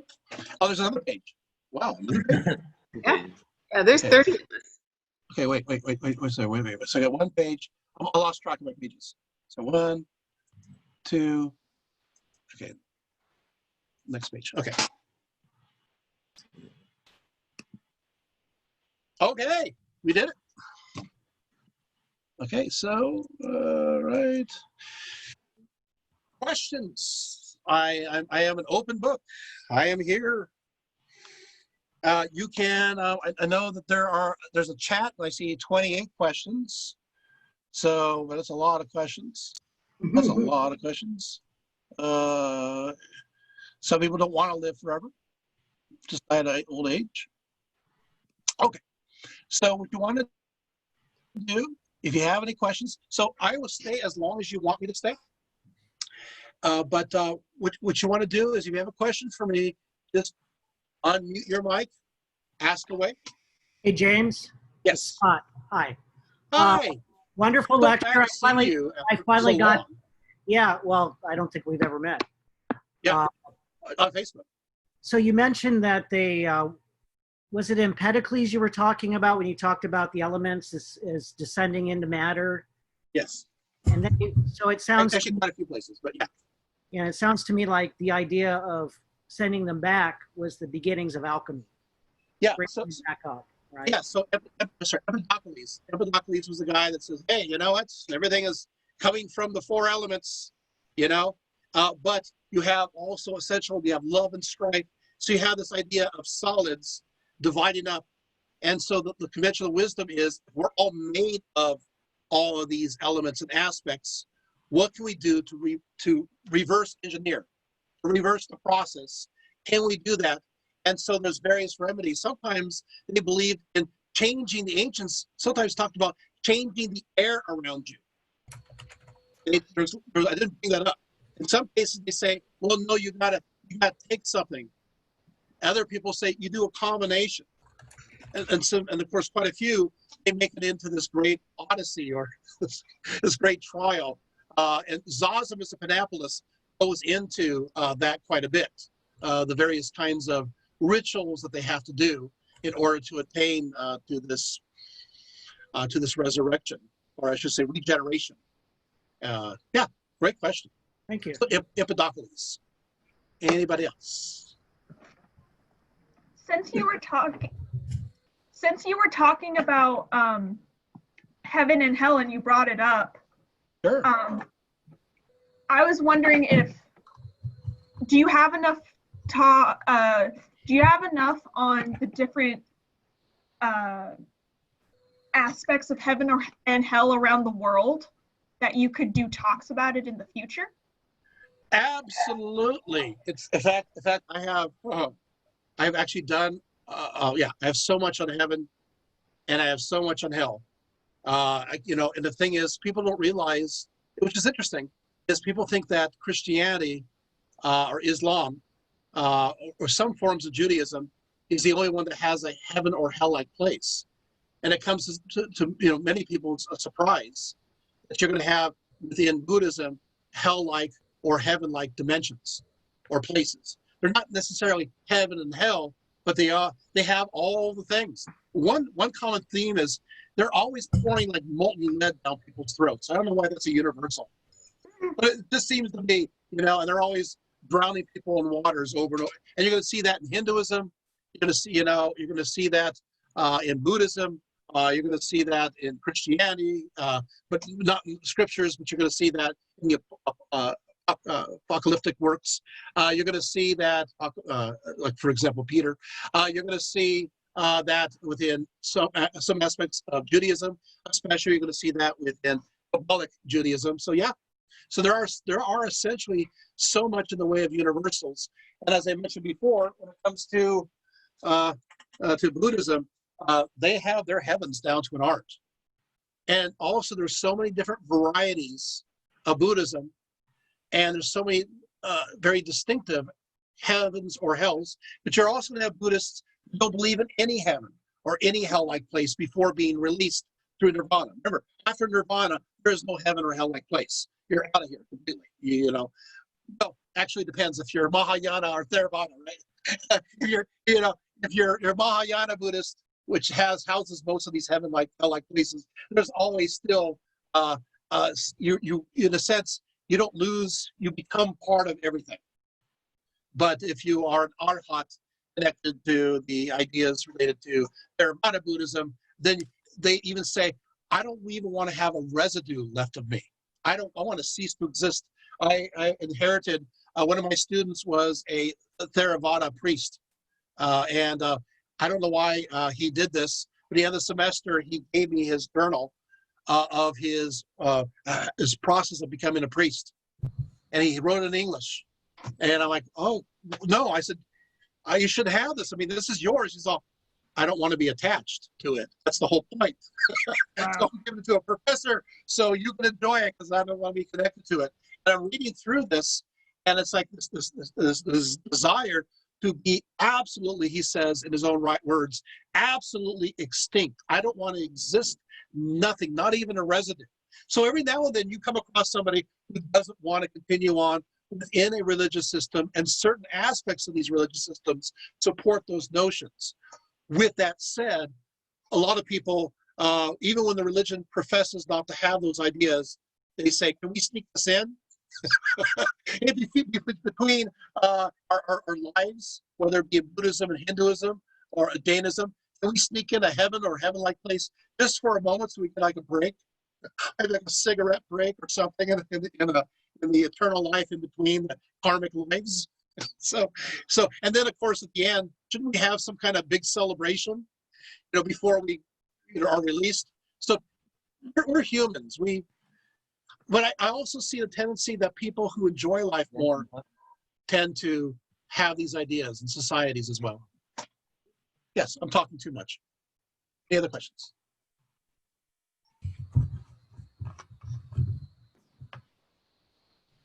I could talk forever. Do you have an opinion on why it's always mercury? A mercury is a fluid-like substance. These would be called quicksilver. Yeah, so quicksilver. So it has, It's a metal and a liquid. So it's a very unusual. very, very magic. We have a goldsmith here. Margie's a goldsmith. Yes, I am. So you do alchemy. I've done alchemy for a long period of time. We didn't work with the mercury. That's nasty stuff. Don't you think we should drink it? Like it's No, prescribed? no. They say that's why the Mad Hatter was mad, is because they used mercury in the hat making. If you lick your fingers and you're sewing, and the hat makers would go mad after a while from the mercury exposure. It's the term Mad Hat. Mhm. What about as a hatter. what about the potential for the word quicksilver referring to liquid silver? At room temperature, silver is never liquid. It's not. It's But, silver in color, and colloids- it's a metal that moves, and because it's also liquid. Water with silver colloids is as liquid as mercury. I think the silver color has to do with it being like a mirror of the universe. So, right, James? Like the idea that it can mirror other things made it very important and magical. Scott's being modest. He's a scholar of Hermeticism and alchemy. Okay. So we have another resident scholar here. He's just being nice. Mercury's a really cool thing to play with, but it's not something that you want to drink. Oh, James, how would you describe Abraham's bosom? Abraham's bosom is a place that we see, it's referred to in the Hebrew Bible, or Old Testament, but it's also referred to in other writings that goes into the Hellenistic age. And basically, it's a place of repose. It's a place of comfort. It's a place that is still kept very vague. It is the alternative to the place where the worm dieth not.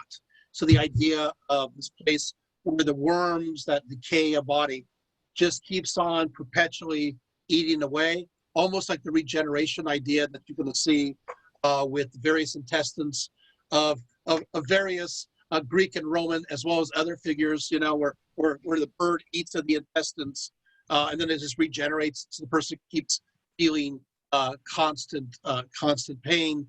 You're gonna see this idea, the worm dieth not, does that.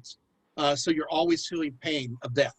So you're always suffering. So what will happen is that the place of repose, Abraham's bosom, is the opposite to that. So it's almost known from its, but it isn't. You know, not negative theology in that sense, but it's known for what it is, a place of rest. It could be a happy place. It could be a blissful place. You start adding ideas to it in a Hellenistic age, but by that point, you're developing a heaven-like place within many forms of Judaism. And many of those forms of Judaism, you're going to see that within, there's three major groups of Judaism in the 2nd and 1st century CE. You got the Pharisees, you got the Sadducees, and you got the Essenes. And the Essenes, you see a lot of this articulation of this afterlife in their literature. A lot of this is connected to what's called the Dead Sea Scrolls. And so it will go into more depth where all of a sudden Abraham's bosom, in a sense, opens up into the realm of this paradise. Very close to a Zoroastrian-like paradise, but you're going to add in this heavenly city of Jerusalem descending down. It's in a place of, it's almost like a Garden of Eden, or the return to the garden. Does that help? Yeah. When you said that, does that mean like, because I hear a lot of people in like the, they say like the more conservative Jews, they say that a castle will come down and heaven will return, and that'll be Yes. new. That is the Holy Jerusalem. Yes. Cool. And that's another talk. I even have a talk where I talk about that and exactly where that's found. It is found in the Dead Sea Scrolls. So, and the Dead Sea Scrolls are not necessarily Essene writings, but the Essenes, many of them collected them. It's a whole other topic. Cool. Any other questions? Paula says, doesn't immortality perpetuate the concept of humans fearing death, as in what is, if there is no nirvana, there is no rebirth, does that also create the necessity for immortality in the human mind? And Paula, if you want to expound on that, go right ahead. Well, okay. I mean, I can already say that if you want to live forever, you don't have an idea of an afterlife. That's what the question is about. If you don't have an idea of an afterlife, then you want to keep on living, as long as those four conditions I mentioned earlier are met for the most part. As long as we are, physically strong, or as long as we're mentally fit, as long as we can stay young, as long as we have some diversity, quality of life, then a lot of people, going, well, I don't believe in an afterlife. Why would I want this to end? I don't want to be dead like a dog. I don't want, So I guess I'm answering the question, maybe. I was thinking more along the lines of, we have this necessity or this imagination for immortality because the thought of just dying and having lived say it's a crappy life. And you go, oh no, I want to be immortal because this was not good enough. Does that kind of perpetuate the necessity is kind of what I meant. Oh, absolutely. From a strictly psychological perspective. No. Yeah. So there you go. Take off the lid to the helmet. But the psychology. Yes. That's it. That we're going to Jungian thought. No. It's a great coping mechanism. Absolutely. It's it gives us, But then again, if we have the idea of there's no afterlife, we do want to keep on being in this life as long as those other requirements. That's why I took so much time talking about these earlier requirements, because it really does qualify as well as quantify these perspectives. Which came first, the idea of an afterlife or the desire to be immortal? Oh boy, that is a really excellent question. Now I can obviously say I don't know. I can do that because that would be something like Socrates would do, and why not? But at the same time, I will just offer some ideas, throw it out. People don't want to die, and they do seem to want to live a little bit longer, and we do see this in the archaeological record. You do see signs that go back into the Neolithic age, even into the Paleolithic age, that people don't want it to end. So they seem to be very unsatisfied. Now, of course, you can take a look at the material culture and say, well, we're reading in our perspectives into the material culture. But so what we have to do is take the archaeological hat, and we have to put on our anthropology and our historical hat, and we have to look at precedents of the same ideas or rituals going on that enter into a literate age, or an age where people write some of these ideas down or record them down. But there's a consistency. There seems to be a connection. The meeting So, is still going on. so yeah. So in other words, so people. We take a look at the record and we realize that people show signs that they wish to live forever. They want to keep going. There's a big sign of living to get wanting to live forever is mummification. But going all the way back, you can see that people, of course, the question becomes, why do we use or how do we use red ochre paint? What does ochre paint represent when we take a look at the site of the Skull Cave from 70,000 BCE? We take a look at the material culture and realize, hey, you know what? They painted these skeletons red after they had deteriorated, decayed. They cleaned their bodies and they painted them red. Well, why would they paint them red? What does red represent? Now, obviously, some people will say, well, it just can represent many different things. However, if you study what I do in ancient Anatolia, red is a symbol connected to life. We see this, and this goes into the writings of the ancient Greeks, especially those in Ionia, but you see that also within other writings, Luvian, for example, a Hittite. Red does represent life, blood. Well, that's fascinating. In fact, to this day, you're going to have ideas of eggs being painted red, looked at as a life force, or the astragalus on the fronts of temples. And we take a look and, hey, look, I have red paint on them. And so the idea is you want to have life continue. And maybe the idea that something could go on or protects this life force. Did I answer the question? Yeah, I think so. So you're saying that, I think you're saying that originally, originally in the afterlife, the idea of idea of a continuation after this life. Yeah, we just later, don't want it. I imagine when life got better, that's when people started thinking about wanting to be here longer rather than wanting to be somewhere else. Yes, I think the best way to look at it is the glass half full as opposed to glass half empty. So you have the legacy of this diehard hope that maybe something will go on, and you see that in the archaeological record, the hope.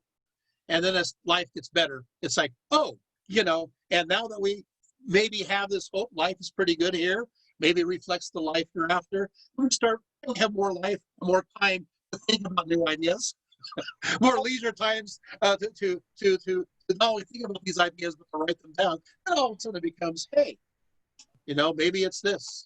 Maybe it's that. Visions from different plants and stuff probably contributed to their ideas of the afterlife. Yeah. In fact, you see plants as essential to concepts of the afterlife. You have, I didn't mention this because I skipped it in my notes. Skip a lot of things. This I wrote, this is 60 pages of materials I just gave you. But you have, I'm an overachiever, I should stop. But you have like soma, which is also looked at as a sacred plant. It gives immortality to the gods beyond Amrita. And it is mentioned that, and it's a special plant. Sorry, I should say this. This is the best way to put it. There's an entire book in Hinduism that is connected to soma, and it's the fact that it's an elixir that gives eternal life. But they say that it no longer exists, and it's forbidden. I always love that. It's like, wait a minute. Wait, so it no longer exists, and it's forbidden. Well, why is it forbidden if it's, so a lot of people think it's like a mushroom. Some people think it's some kind of, does mind altering, just like you see in many different tribal groups around this world. But all soma becomes homa in Zoroastrianism, which is also a plant that's pressed, that has an elixir-like, and according to many stories, also has properties that connect to everlasting life. Now, these ideas we're going to see also just a little bit. I told you Mesopotamia, they're pretty pessimistic people, but there's always a few people that live long enough to go, hey, maybe I want to live a little bit longer. And so that those stories did get itself into the Epic of Gilgamesh with this plant that Gilgamesh finds that supposedly gives everlasting life. I mean, somebody had to have that belief. And there is records in Phonetic form. Some people believe this. This is not very popular in ancient Samaria and Babylon. It starts to gain ground during the times of the Assyrians, which is really a really dark time. I don't know why, but there you have it. It's as depressing as the Assyrians can be. So yeah, you have some plants are oftentimes connected with everlasting life. You see this also within Mesoamerica. You see this also in South, for instance, South America. You see this with indigenous peoples in the Americas too. Now, the archaeological record obviously extends farther back than the written record, but without a written record, you can't tell what they're thinking. Right. So the very first written records, do they have references to eternal life or to an afterlife? In the they do. The first, I should say this. I'm gonna qualify this. It depends. If we're talking about Mesopotamia, I gotta tell you, I have a friend who's a Syriologist, Tammy Snyder. Those early tablets are really boring and dry. There's not much going on. So the later tablets, yes. The early tablets, it's who owes what to whom and for how much. And it goes on forever. It's just like line. And they're not talking, the next thing they talk about after who owes what to whom for how much, the next thing they talk about is how to add all that up. So then you have this math developing. So they're not really thinking about afterlife that much. Then after that, when they finally get there, they go, all right, we got the economics, we got the math. So business comes first when it comes to the invention of writing. Business majors, we want to keep track of our stuff, our loot. But what will happen from there is then they have the idea of, hey, I'm getting sick. Let's figure out plants and medicine. Then at that point, they think about, because people are living such short lives, they're thinking, how can you prolong life with these various plants? And that, Margie, is when these ideas start to jump into the written record of Mesopotamia. And then, of course, it goes from there. With that said, right away, in ancient Egypt, the writings about religion and eternal life. The Old Kingdom is fun to read. Right away, they're talking about the afterlife. So again, you're seeing a difference of perspective. So the Egyptians, even though the Mesopotamian civilization had writing before the Egyptians are a close second. And the Egyptians, I told you, life is a little better there, and we know that because we have their bodies. We don't have their souls, though. We have their bodies, and we know how long they lived. We know what they ate. We know how they ate. We know how good their teeth are. We know a lot about them and how they lived in many ways, even by the fact that we have their homes. Right? So we know that they're more optimistic. So had the Egyptians invented writing, my answer would be they thought about the eternal life right away. They thought about eternity pretty quick. And I can talk about that too, to the point where, they thought that was connected to the physical body. They started, you take a look, they had these tomb structures. Basically in Arabic, it means like a bar of mud. But the mazbah, these bars, what happened is originally the Egyptians were buried in the ground. And because the soil is so dry, it preserved them. And they thought there's some kind of longevity or afterlife that seems to continue. And then when they decided, hey, we're going to be fancy, we're going to bury them above ground, those bodies rotted fast. And they're going, oh no. And hence, immediately they try to purify the body. They try to preserve it. And then we have writing soon after that say why we're trying to preserve these bodies. These are sepulchres. These are places for some form of soul or spirit. So we know even almost right before even the writing, they're fascinated with living an eternal life, not internal. Maybe an internal life too. I don't know. That's why I love the Egyptians. Fun civilization. I was supposed to at one point teach a class on ancient Egypt at a university, and at the last minute, it didn't work out. But I have all those notes. That would have been fun. But I thought, but yeah, It's a good go on class. forever about the Egyptians. Any other questions?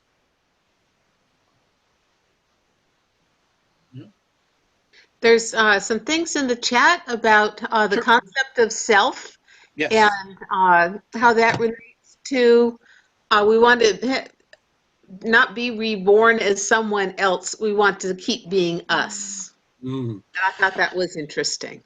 The idea of the fear of loss of identity. Yeah. And you know that does freak out a lot of people. That is that we want to live forever, and yet they have concepts where we're drinking of these waters of forgetfulness. Well, then we forget everything. So, what's the point? And I may even want to add something to my list. Maybe we want to live forever. Well, I guess it has to do with obviously mental state. But we want to be able to have the summation of our knowledge as time goes on. And I think it's interesting in the Orphic rites, the Orphic mysteries, you see that the answer to the equation is to drink from the lake of memory as opposed to the lake of forgetfulness, so that we remember not just this life, but our past lives. And as a result of drinking of that water, we are instantly, if we're good, released and become of the gods. And you're going to see this concept in many forms of Hinduism too. So, if that makes sense. So the idea is we don't want to lose ourself. We don't want to lose who we are. And I think we're afraid of that. We don't want to become somebody else. Maybe, I don't know, maybe some of us would like to become somebody else, you know? Just Yeah, it could regenerate like Doctor Who. regenerate, yeah, you know, become cyborgs, or you're like Doctor Who, you know?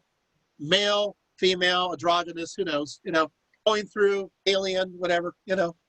Why not? Diversity is the spice of life. Why not next time become something else interesting? I don't know. As long as you retain our memory, I think that's the most important thing. James, have you heard of the transhumanists? Have I heard of the transhumanists? Yeah. I'll be honest, no. Oh, well, that's a movement where they believe that technology will allow us to live forever. Oh, I do know about that. I just don't know the term. Yeah. Very much into that idea of extending life by becoming a cyborg or something thereof. The great singularity, right? The moment it's supposed to happen, what, in 2050? Yeah, something like that. So if we could all live to 2050, we might make it. Yeah, we can make it. Just try. Or you could always do staying awake for 6 days and 6 nights. That seems to be right. Doesn't seem to be the easiest one, right? You know? Or we could all be frozen. Huh? We could all be frozen, put in hibernation tanks, and awakened whenever we get to turn into cyborgs. Yeah. Oh yeah, we could do that too. Yeah. Yeah. Yeah, that's a kind of eternal life if you're frozen and just waiting for whatever comes next. Yeah, you heard. Oh, my views on him are very mixed, so I'll just throw this in and I'll run away quickly. You guys ever heard of Elon Musk? Oh, okay. Yeah, so that's why I'm saying it quickly and running away. He's developing this virtual thing that goes into your head. You guys heard about this? So when it cuts into your cranium, it's like a little. I heard an interview with him speaking about this that came out in April, so it's pretty recent. And what it does is it's connected to on the plate of your head, and it has apparently some other, but it puts wires into your brain, and what it does is re-electrify your brain and restore the various neural pathways. And he's seriously developing it. He says it'll be ready next year. So okay, that's pretty quick. And he says what it will do is if you have a stroke, it will help stroke victims. Oh, and from there, it will help. From there, it will help other people who have had other brain damage through stroke, and revivify those areas. And then he says, you know, of course, obviously, I'm going, okay, that sounds okay. It sounds okay. But then it can be used to also invigorate other parts of the mind. I don't know. And then it starts crossing a line where he talks about it also can record memories. And it's like, oh no, where is he going? And so possibly transfer these memories into an artifact, and going, oh no, he's heading right for the singularity. Well, wasn't there one that warned us against artificial intelligence, and now he wants to tell us on it? It's like, yeah, he changed his mind in April, like he always does. not necessarily April, but when it comes to his viewpoints. But yeah, so now he's convinced he can do this. So Well, yes, yeah. So far, running electricity in the brain seems to damage your memory, not to bring it back. I don't remember that. Like, That's a joke. Sorry. Sorry. Sorry. In his interviews, it sounds like it's a response to the singularity as opposed to like maybe it is. It's because he says you can't stop the singularity. So yeah, it's a natural step to keep the human race alive. Huh. Yeah, maybe that. Well, he also said that he's facing his own. Interesting enough, he's facing his own mortality. Back to the theme of the talk. Mm-hmm. He's facing his own mortality, and so he's wanting to do things to extend his life. So he figures he's wealthy enough. Selling all his houses anyway.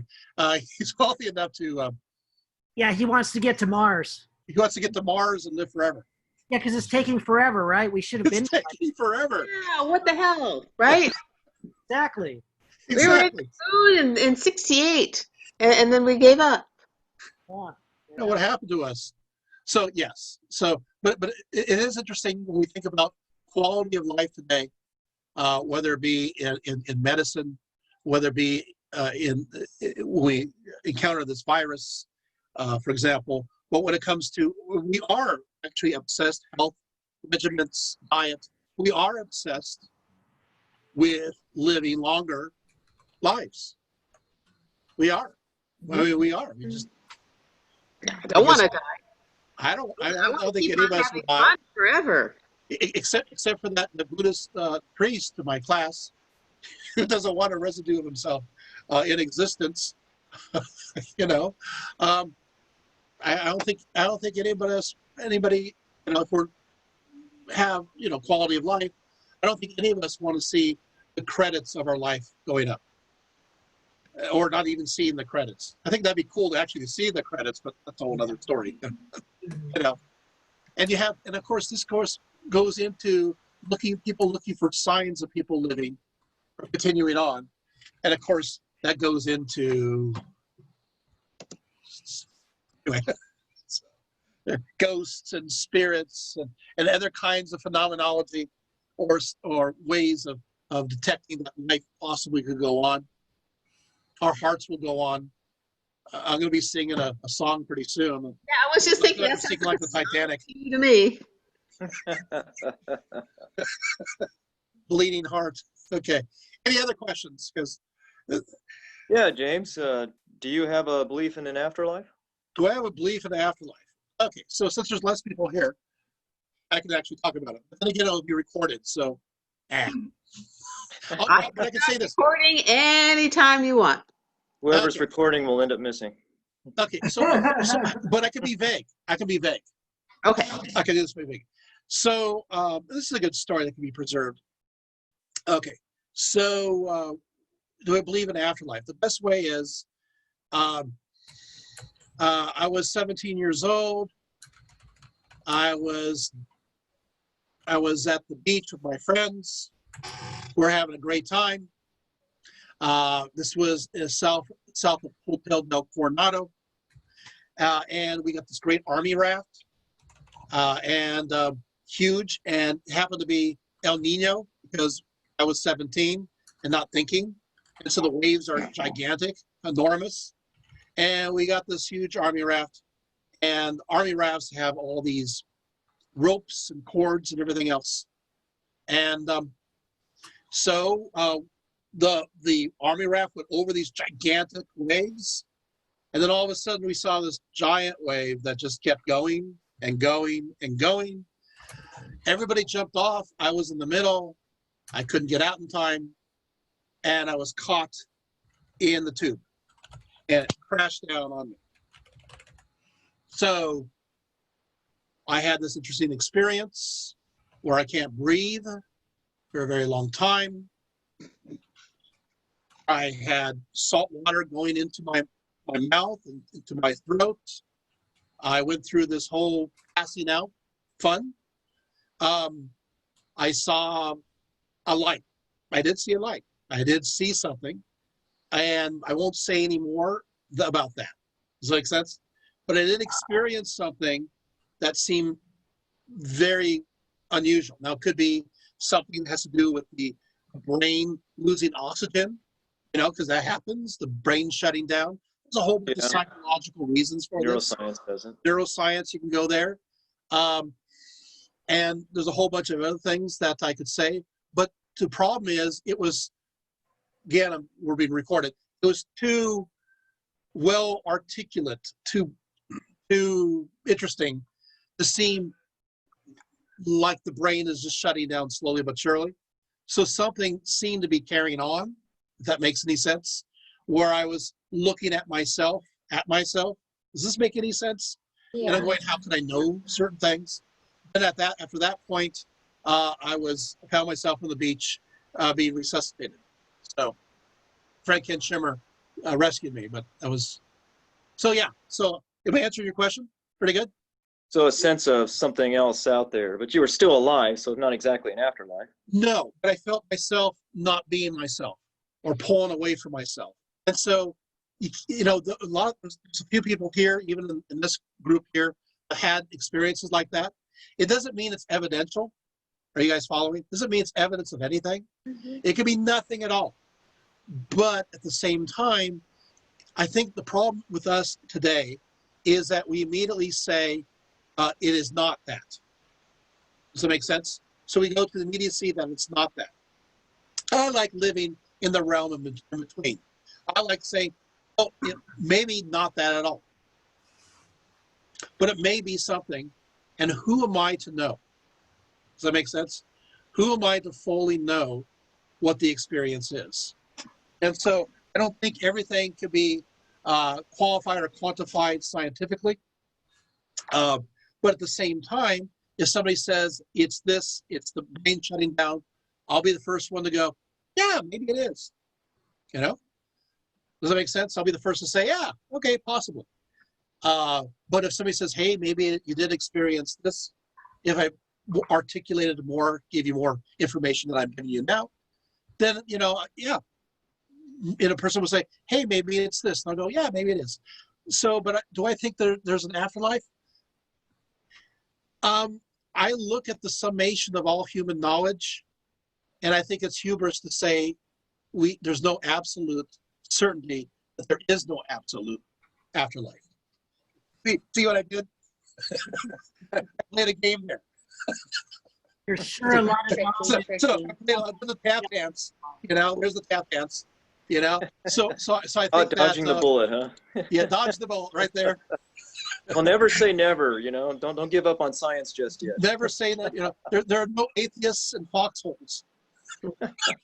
Sure, there are. Say that. You know, but but looking at the religion, you know, the other thing that's interesting is that it may have to do a lot with human psychology, and that is, it's amazing how similar people's afterlives appear, or views on the soul. They seem so different at first, but then you get to the root, going, because we're just all humans. But the question is, how much is it from our psychology, and how much is it from something else?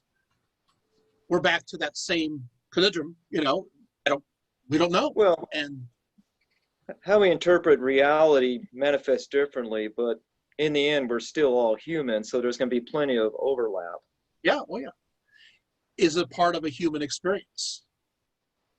Are we a soul? Well, I'm not going to quote C.S. Lewis, but soul having a human experience and all that stuff. But yeah.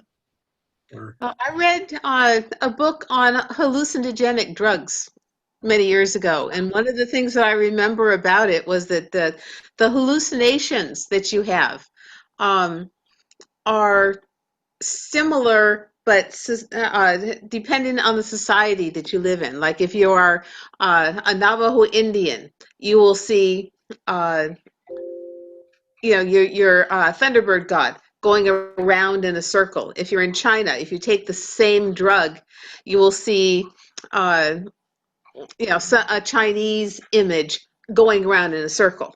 So the circle is consistent, but the image that you project onto the hallucination will change depending on what is familiar to you. So the afterlife could be like that as well. We interpret it through our own culture.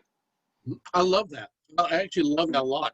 We interpret it through our own distinct lens, that there is something that goes on, but we all see it through the reflection of who we are deep inside, and our memories, and how we understand these kinds of figures. Yeah, no, that's really good. Yeah, no, it's maybe that. I think the most fun part about being a scholar of religion is to say I don't know, because I think it gives life a little mystery. I think we've lost a lot of mystery in our lives, and I think that we need to keep it going. It keeps us curious. To say that we know that we know that we know, I think that it ends that process of curiosity, and we no longer seek to learn anything else, or everything becomes humdrum. I think we've all seen movies and television shows have people who live to be really old, 900 years old or 1,000 years old, and they're, a lot of them just could care less about life. They don't have no morality, nothing to live for, and I think that would be sad. I think that as long as I'm curious, as long as I have a sense of wonderment, I want to keep on going. But the moment that I have all the answers answered, all the I's dotted, the T's crossed, is the minute where I cross to the other side, or to nothing, to the great oblivion. That makes any sense whatsoever. One final mystery that you have to solve, and the only way that you can solve it is by making that crossing. Yeah, something we will never, something we will never know on this side, if there is another side at all. Good place. That's the ending of the good place. Yeah. It's time to go on that 40-day retreat.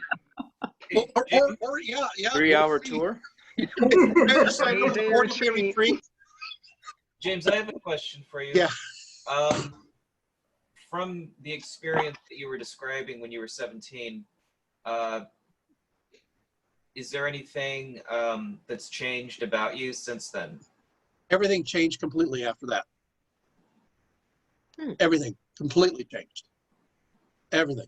How I viewed belief systems, how I looked at a tree, how I looked at the ocean, how I looked at somebody. Everything completely changed. It was very bizarre. And I've lived that way ever since. In fact, if I didn't have that experience, I wouldn't be talking to you right now.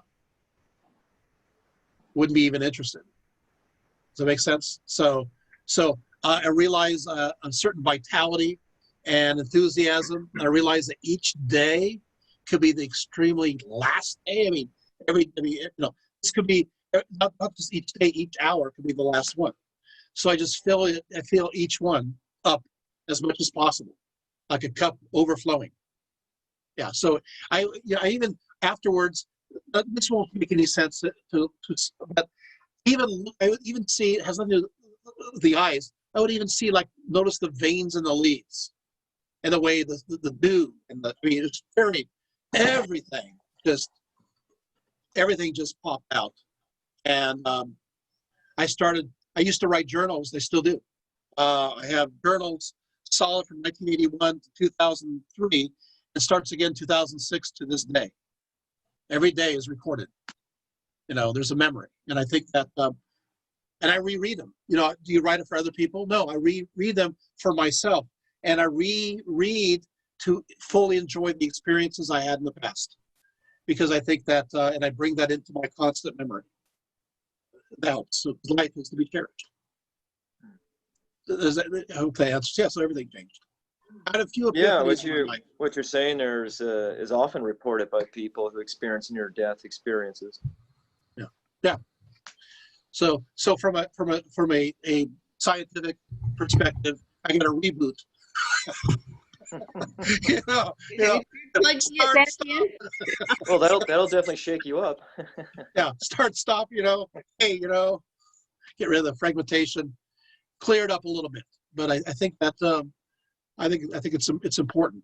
Yeah, and I think this talk in and of itself is important, because I think that every single one of you and those who are no longer here in this as we're talking, will be thinking more about life and maybe seeing what the value is in it, you know, and realize that you may spend time with somebody, but you may not spend that time again with that person, you know, each moment. I've done that a lot where I've had, you know, spent time with people and then the next day they're not there, you know. It's profound. Mm-hmm. And you think to yourself, oh, you know, glad I spent that time. I'm spending every single week with my parents on Fridays doing social distancing, but making sure I'm there. And what we're doing is we're reading our journals and diaries to each other. Ah, what a great thing. It's a great thing. Both my dad is 83, my mom is 80. They're in great health. And I thought, you know what I'm going to do? Yeah, I'm going to spend my time sharing those memories and rebuilding those memories. And we've been doing that during the whole quarantine. And I think that's nice. You know, treasuring those moments, because you never know, because I mean, you know, never know when that will end, but I do it. And I will treasure those times. Yeah. Any other questions? Really sweet. Huh? That's really sweet. Yeah. I treasure my parents. Anybody else? Any other questions? I have something to ask you. Okay. Thinking back to my days in anthropology, something I got out of my magic and religion course. I took a few of those. I've talked to those. Yeah. Some little tidbit that the notion of a god is not universal, but the idea of the soul appears to be universal. Can you concur with that, with your studies? Here's some typing. Got to Google it, right? No. I have too many answers. I've done a lecture just on the soul. That lasts for an hour and a half. Wasn't that sarcastic fake typing? No. So, don't worry, I Google all the time. No, I haven't Googled at all. The soul, it depends, because what happens is that the first stage we have is animism. And so there's a spirit in all different kinds of things. It's a rock, a tree, us, but it's a spirit. But the idea of a soul, it really needs a lot of qualification to it as an individual soul. It can be looked at as a life force that keeps us going, and then it just goes away. Does that make, you know? So this is why you have the Greeks will kind of split things up, you know.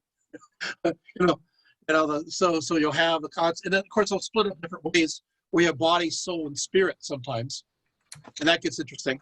Sometimes it depends on what's attributed to the soul and what's attributed to the spirit.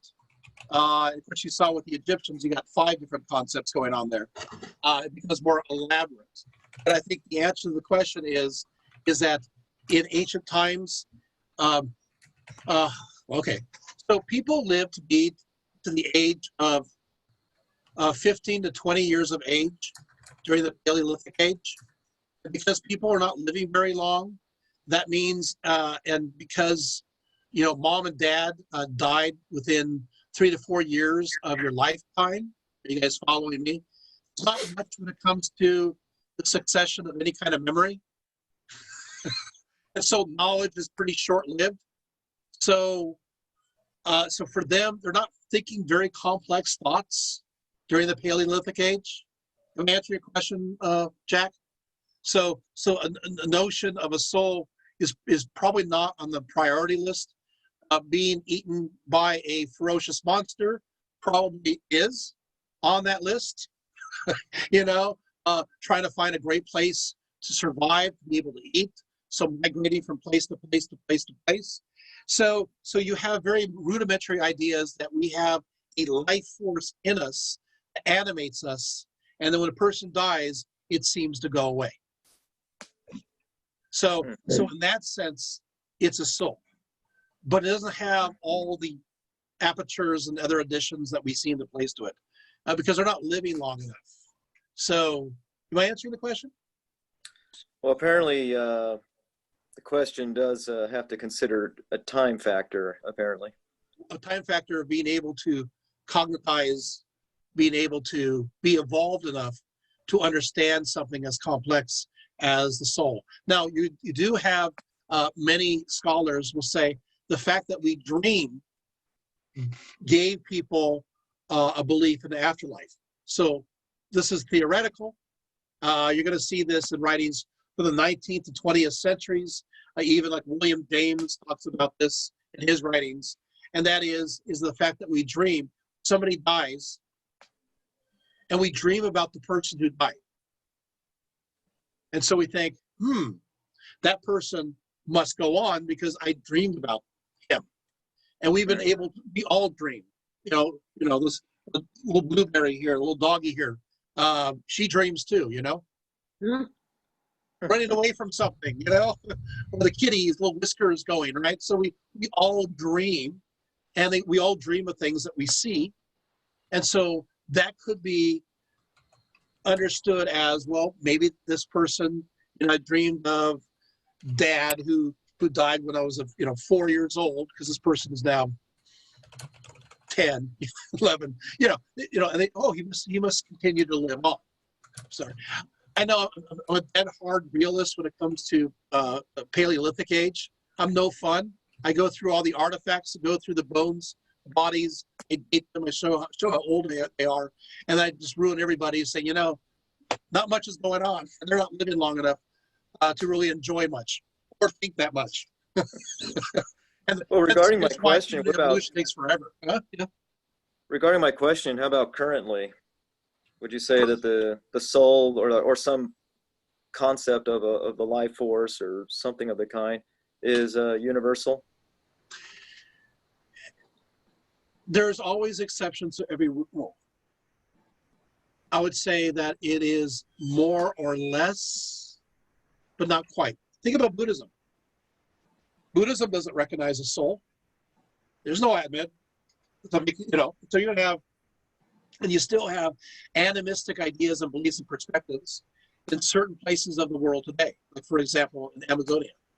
So I can't even do that. So I would say that a lot of people do, you know, maybe the vast majority, but and then of course you have those people with the modern mindset who obviously atheist or whatever. What is the soul there? So we have to take that perspective in order too. The whole concept of a soul, it doesn't exist from that perspective, right? Yeah, for me, we're talking about electrochemical processes. Right. When I refer to the soul, I use it in a poetic sense. Yes. So referring to Jack on that one, an expert in his areas. He's also an archaeologist. So. Yeah, I'll be your atheist consultant. Anybody? Atheist consultant archaeologist. We got to get a few archaeologists here, actually. So. Oh, really? Yes. Yeah. Huh? Who else Yeah, here? Anika too, over to the right there, from Germany. Oh, really? Is she Yeah, there? she's an archaeologist too. Greco-Roman. A wave? Yes. Greco-Roman archaeologist. Yeah, so there you have it. So yeah, all the way from where in Germany? Berlin? Is she there? She needs to unmute herself. Yeah, from Berlin. That's fine. Yeah, from Berlin. From Berlin. Hello from Berlin. Berlin is watching you and listening. Yes. So yeah, so we had 3 archaeologists here, and a goldsmith, and a few others, and of course a professor of Hermeticism and religion and Gnosticism sitting there. Scott down there. We don't see his face right now, so we got a few other. So some interesting people. We got a musician, photographer here, you know, and a artist and a shop owner on the upper left-hand side. That'd be Terry. So yeah, some lots of wonderful talent here. Somebody who's going off to Wales pretty soon, moving to Wales and living To the herd. life. Huh? So, To herd sheep. Yep, herd. Yep. Really? Wow. Awesome. Yes. So people Yeah, I was from only all, in Wales for a day and a night. It was beautiful there. all walks of life. I like to include everybody, but I don't know everybody's story, so I would add you guys too if I knew. So whatever occupation, I'm validating it right now. So look at me validating. Here it is. I'm gonna take one more photograph of the remnants of people. That sounds wrong, and I'm not gonna say it that way. So here's a remnant picture. The one that survived through the wilderness, went through the desert lands. Okay, so any last questions before I disappear? Well, Hannah put a comment here, which I find interesting. Yes, please do. Yeah. The threshold where immortality becomes monstrous, like vampires are modern tellings of beings who have become immortal through undivine means. Yes. Oh, here's my vampire. Yeah, and the funny thing is that would be a good topic for another time. See, the interesting part is I course just on that topic. University, remember? Demons, the Undead, and the Monstrous Other at Cal Poly Pomona. I'm teaching 3 next semester on that. 3. There we go. Not just 1, but 3. And I think if we put that lecture together, we can get a good attendance. Yeah. I could do that. But my daughter wants me to do a talk, and I can do this talk, and I'll bring it up. She wants me to do a talk, and I don't know if she's overhearing me right now or not, that has to do with the mythology of the antebellum South and the legacy of that, of the myth of those ideas that go into the 19th, 20th centuries. Okay, very topical. So I mean, I could do that. I one of my degrees is including American history, and Oh, yeah. my dad's a famous Civil War historian. Very Just Google topical. Ronald Rietveld, you'll see it everywhere. Yeah. I mean, every drink, every battlefield you can imagine. Yeah. But, yeah. So I mean, that's another topic I could do at some point. You know, so as long as we have, so it kind of brings information, but I'll just throw that out there. But yeah, there's lots of talks I could do. I'm doing the flood next time, so I'm going to go around, pull my legs up, and go, "Where's the flood? Where's the flood?" Shall I schedule that lecture, Jim? Which one? The antebellum South, the mythology of the antebellum South? Or is that too Yeah, controversial? let me come up with a good name. Okay. Yeah, not that one. And of course, we're going to make sure we have a waiting room for that to make sure we don't get anybody that's a little interesting that would be part of the audience. So Yes, the counterpoint. yeah, so Those anti-protesters coming and showing up. yeah. Well, I mean, my viewpoint would be obviously, I'll say it right off. It will definitely be anti-Confederate. So yeah, pro-union all the way. So don't worry, they were there. How are we not anti-Confederate? I'm anti-Confederate. Oh yeah. Although I'm not as bad as Sherman.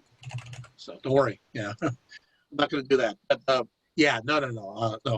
My dad did his PhD dissertation on the moral issue of slavery, and that was what started the Civil War. It's not the war between the states. And I have all, and I'll share that with you guys. I'll share all the primary sources where you'll walk out going, okay, it's definitely over slavery. I have so many sources that go back to even the 1840s where they're wanting to secede over slavery. So it is the moral issue, slavery, center front of the whole issue. So it's not about a way of life. That way of life was slavery. and people who, the funny thing is, so many people in the South did not, who are poor and white, didn't gain anything from this mythology of antebellum South. With that said, we have to understand that slavery and how people change through time. And I think that after, how do I say this? I got the best way of saying it. People who are immersed in it do not necessarily know. Does that make sense?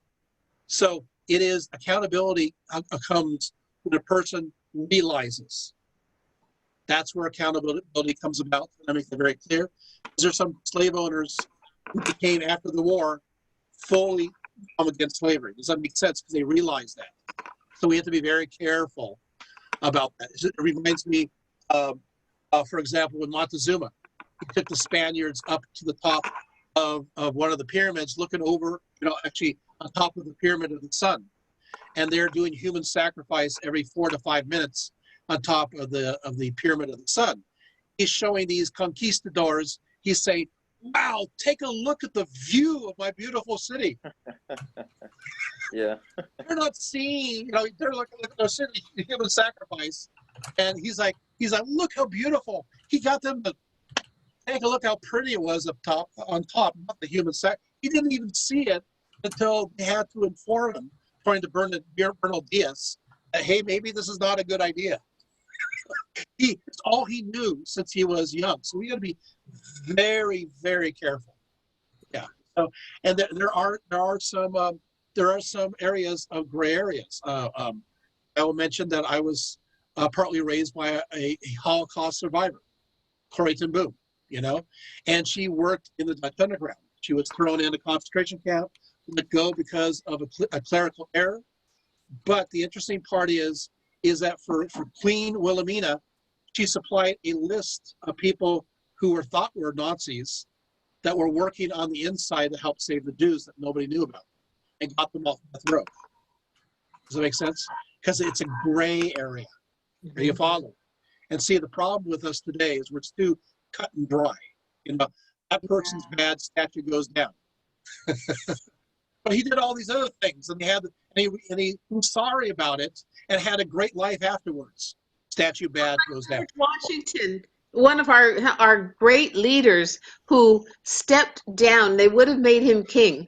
If you've ever read his speech at the end of his presidential term, it makes you proud to be an American. Yeah. Yeah. He owned slaves. Yeah. Yeah. So I mean, the father of our country. We don't go tearing his statue down just because he owned slaves. Oh yeah. So they did that in one city though. Yes, I know, and it kind of pisses me off. So we have to be very careful about historical revisionism. That's why I think that maybe this topic would be good, because what I'm going to do is bring everybody into the mindset and the indoctrination, right? And how the indoctrination, when people are immersed in it, they really don't know, which makes us question about how much is us and how much is outside of us. Definitely. Is it not true then that the South would not have grown economically without slaves doing the labor? Actually, slavery was not very productive for them. Huh. But we'll go into the statistics. That's another fun bit. I'll bring in economics too. It was almost a fascination with mode of life. They could have chosen other things of production. That's the best way to put it. Even though they're agrarian, yeah. So, but the cotton gin. Oh, I was going to say with the cotton gin, they realized that it was more efficient to have the mechanized method. Mechanization was always more efficient. Yeah, interesting. So, but we'll go into those questions, maybe. I want to go into also the mythology, because we create myths to support certain ideas, myth making. Mm-hmm. And what we saw happened after the South it was horrendous with the South, the myth makers, what they created, because we really kind of. Oh, and I'm also going to be talking about a great president who's now looked at as a villain and one of the worst presidents of the United States. His name is Ulysses S. Grant. We find him at the very bottom of all these presidential lists as such a bad president. And I'm going to go into the rhetoric, because he was the last person of Reconstruction who fought for African Americans to have freedom and to be equal. He fought hard. He passed all of these bills, tried and true to the end. And what happened after the failure of Reconstruction, 1877, they did everything they can to villainize him, to make him into a monster.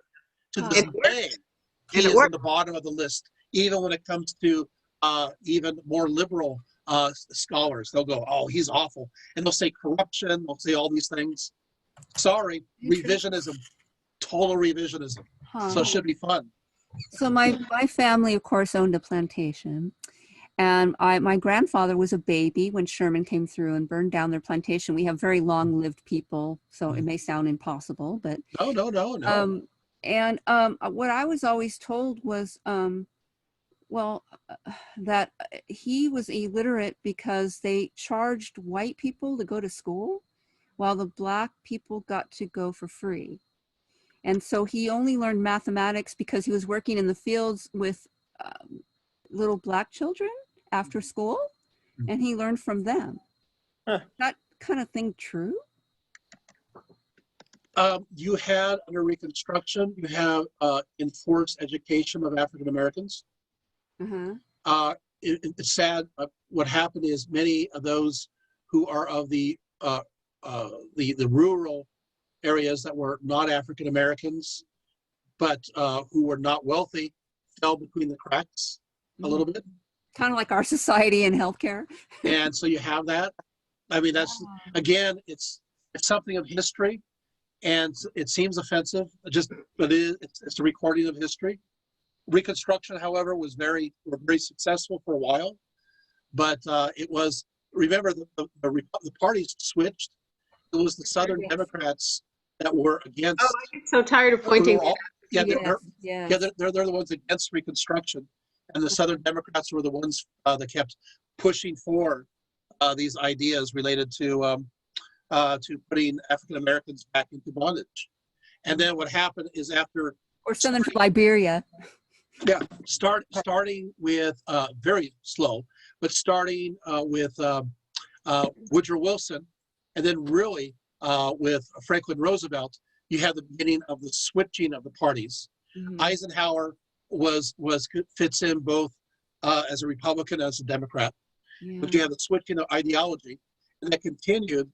And now today, Democrats are really Republicans, and Republicans are really Democrats. But my point kind of is the party of that Abraham Lincoln is actually the Democrat Party. But just throw that in. Right. Big government, central authority. Making the money shared by all the states. The centralization of that. Federal government, transcontinental railroad, canals. He was into the federalization of the United States. Wait a minute, that's Democrat. Yeah. Ethical ideas, equality, helping. Government money now being extended to help various groups. Is this interesting? So just throwing that one out. So if Abraham Lincoln came in a time machine and came today, he'd be like going, well, what happened to my party? Yeah, and the Dixiecrats were the ones who kept trying to keep the poor whites and the black people from uniting for a common cause. Yeah. And they, forged racism to suit their ends. Yeah, so I'll talk about that. Does that sound interesting as a talk? Yeah, giving you absolutely. all the historical sources, telling you exactly who said what and when. I think that would be probably very important now, more than ever. And the sad part is nobody wins. In history, there are no victors. You'd say, well, victors are the ones who are the ones who survive and write about it. Yeah. But there's always those who rewrite about it, and those who rewrite and rewrite about it. And all of a sudden, it's not as, so it changes. We evolve, and we look at historical information always in different ways. Good guys are suddenly becoming less good guys. Suddenly, they didn't do enough. Suddenly, oh, are they inept? Because we always see things through our vision, and we always evolve. Hopefully, we do. As a people, we become better. We do. You know, things seem like it's really bad right now, but you go in a time machine back to the 19th century, come back to this time and tell me how bad we are having it. You know, do you want to get sick in the mid-19th century? Does anybody want to get sick in the mid-19th century? Deal with those doctors, no. you know? I don't know. I've had to fight for healthcare now, so. I know, but I mean, the same They ethical. didn't have healthcare at all then, though. Yeah. True, but it's still better than it was in 1860. Right, right. You know, Well, if the Yeah. Well, at least disease they had was less the junk pills food. will. Oh yeah, that's why my mother was deaf from scarlet fever at age 4. Yeah. Lost her mother and half her family because, you know, no health care in Yeah.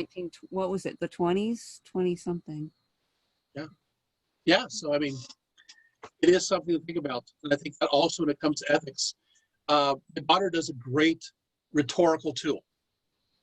She works with an extended education that kind of adds up from beyond the traditional education. She doesn't tutor; it's just additional information. She teaches speech and debate. She also teaches speech and debate at Cal State Fullerton. That's another one. But for her students, in this context, she does this. Many of her students are from East Asia and other places. And she says, okay, what we're going to do is we're going to we're going to start from the beginning of the United States. We'll talk about who can vote. Okay, so white male with property, 1776. How you guys doing? and she goes through the various centuries, and you know, and it's like, you know, okay, finally, you know, African American males, and finally those hands go up, and you realize that not much changes until we get into the 50s, 60s, and 70s. But for the most part, the majority of the students have their hands down. And I think that shows how far we've come when it comes to the democratic process. Yeah, I like Lauren's definition of privilege. I think that was his post that defined it as if the Supreme Court has never had to decide to give you full rights, then maybe you have privilege. Absolutely. Yeah. Absolutely. And I think that defines it. That says that we have changed. We have evolved. As much as I would like to go back to the times of the Roman Empire, and I would, just to visit, at first, I'd say 2nd century Asia Minor, Ephesus, but as much as I would, you know, I wouldn't survive very long. I'm not going to be living very long. It's going to be a short life. and I'll be regretting it probably not only days, but probably hours later. What did I do? Even if I knew the language and knew the customs, life is better. And I think that does feed into our ideas about a life everlasting as well. Uh-oh, back to the theme. Huh? So, you know, I think it does feed into those ideas that we are better than we were. I hate to be too positive, but from a historical perspective, things are awful now. They're really bad. They are worse than they have been for a long time, and still things are way better. And so I'm an essential optimist here from the world. And the other part is, and you'll appreciate this, from a world perspective, things haven't gotten that much better in many places around the world. We're thinking we're doing so well, but there's many places of the world where things are not as good, and it hasn't been good for a very long time. And I think we have to be careful that we have sometimes a Western perspective of things. And we have to be careful because there are many people suffering, and are suffering in many ways the same way they have been suffering for generations in other places. I think that one of the reasons why, and I think this is very valid, that things feel as bad as they do is because, well, I mean, look who's running the country right now. Yeah. That's why that's one of many symptoms of why life is hell right now, because even during national emergencies and times of, you know, when things were bad, right. You know, going through wars and previous pandemics, it kind of seems in contrast that at least we had more or less a government to fall back on, that we could somewhat, you know, That was competent. Yes. So we don't have that now. Yeah, lost our safety net. We don't have that. We don't even have that illusion of that. So I think that's what lends itself to things feeling unprecedented. And I think in a lot of ways in our country's history, this is a very unprecedented moment. This is not the way that the United States is supposed to operate. It just isn't. Oh, I agree. Well, in many ways, perception is such a powerful tool, because that perception really does change a mindset of a culture. I agree. No, I agree. And in fact, I've taught a course on this. I taught a course called at Cal State Fullerton called the Byzantine Empire. And yeah, I love it. I mean, going into a lot of detail, but I talk a lot about the Latin West as opposed to the Greek East. And so much of what happened to the Latin West, even though you have barbarians and the breakdown of a system, and you have all these other kinds of things going on, perception was a very powerful tool that led to the downfall of the Western Roman Empire. Perception very much was a powerful tool that enabled to the extension of the Eastern Roman Empire, which became Byzantium. I mean, you could say, well, yes, of course, you know, Eastern Roman Empire had all these resources. Yes, they had, you know, the roads were better organized, better infrastructure. We can go down the whole list. But the funny thing is, the Western Roman Empire had those things too. It did, and especially Gaul or France. But there was a perception. There's a fatalistic perception that entered in, very much I think connected with Augustinian thought, but others, and they learned to look at the world through a pessimistic frame of mind. You know, this is a world that we do not want to be a part of. This is an evil world. This is a place where we need to invest our treasures in the city of God, not the city of man. We need to, you know, focus our treasures in that. You know, and as opposed, in accordance in the Greek East, it's as above, so below, as in heaven, so the earth. The Roman emperor reflects imperial court, and Constantinople is the new Jerusalem. Eastern Roman Empire is the new Israel. You know, you see a difference.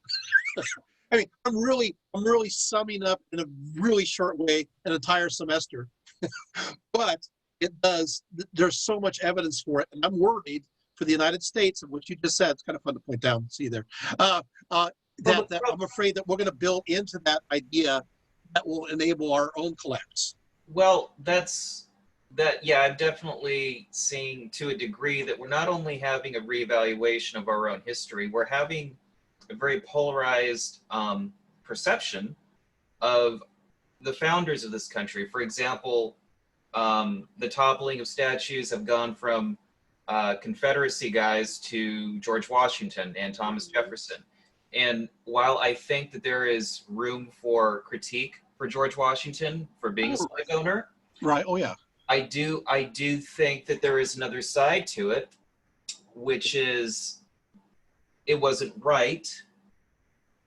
But if you read a little bit about George Washington, he knew that was going to have to change. And I think a testament to that was that he freed his slaves when he died. Yes. So there is that. And I think that he was cognizant that in order for this country to really live up to what they had written in the Declaration of Independence, is that it was going to take the next few generations to really rectify what they were not able to address. And I think men like Washington were at least cognizant of that.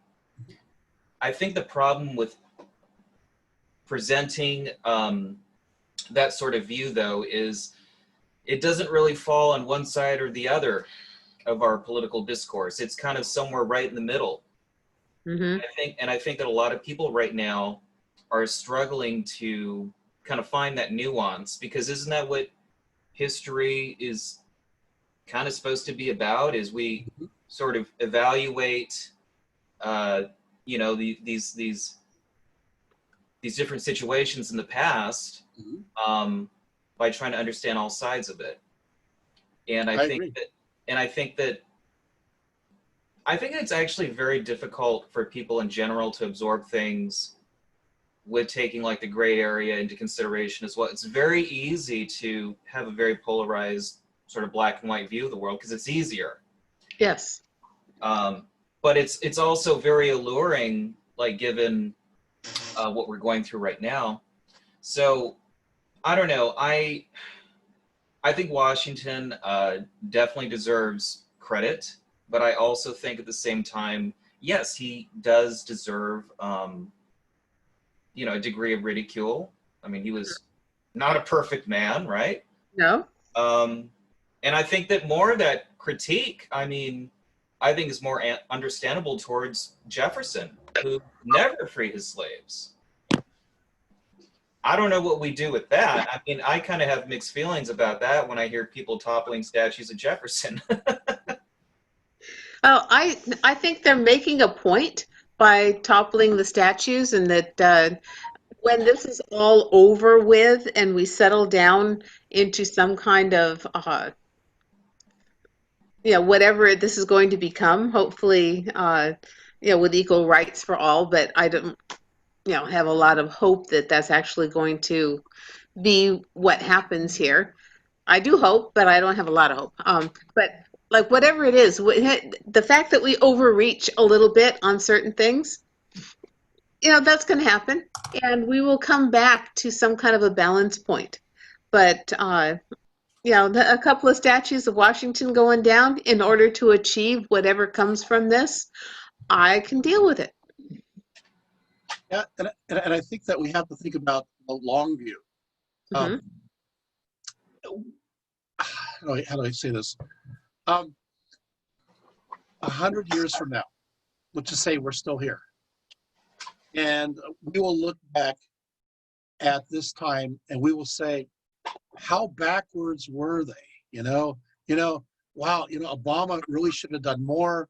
You know, people are angry, you know, and why didn't they pass this? I mean, we obviously know we are all absolutely equal in every way. What I'm saying is there's always a 2020 of those people who are in generations after us that will judge us today at this moment of what we do. They'll see it through our lens. You know what? We will not measure up, but we can never measure up. We can never be idealized to the point of who we really, you know, really are. We are all fallible, and we think we're so far along right now. Well, at least part of us, right? You know, the part of the nation that's personally the bluish part of the nation, you know, but still, we have to realize that we're going to be looking pretty backwards, even in 40 years. And after these initiatives pass, hopefully, if there's progress that's made, but progress does seem to make.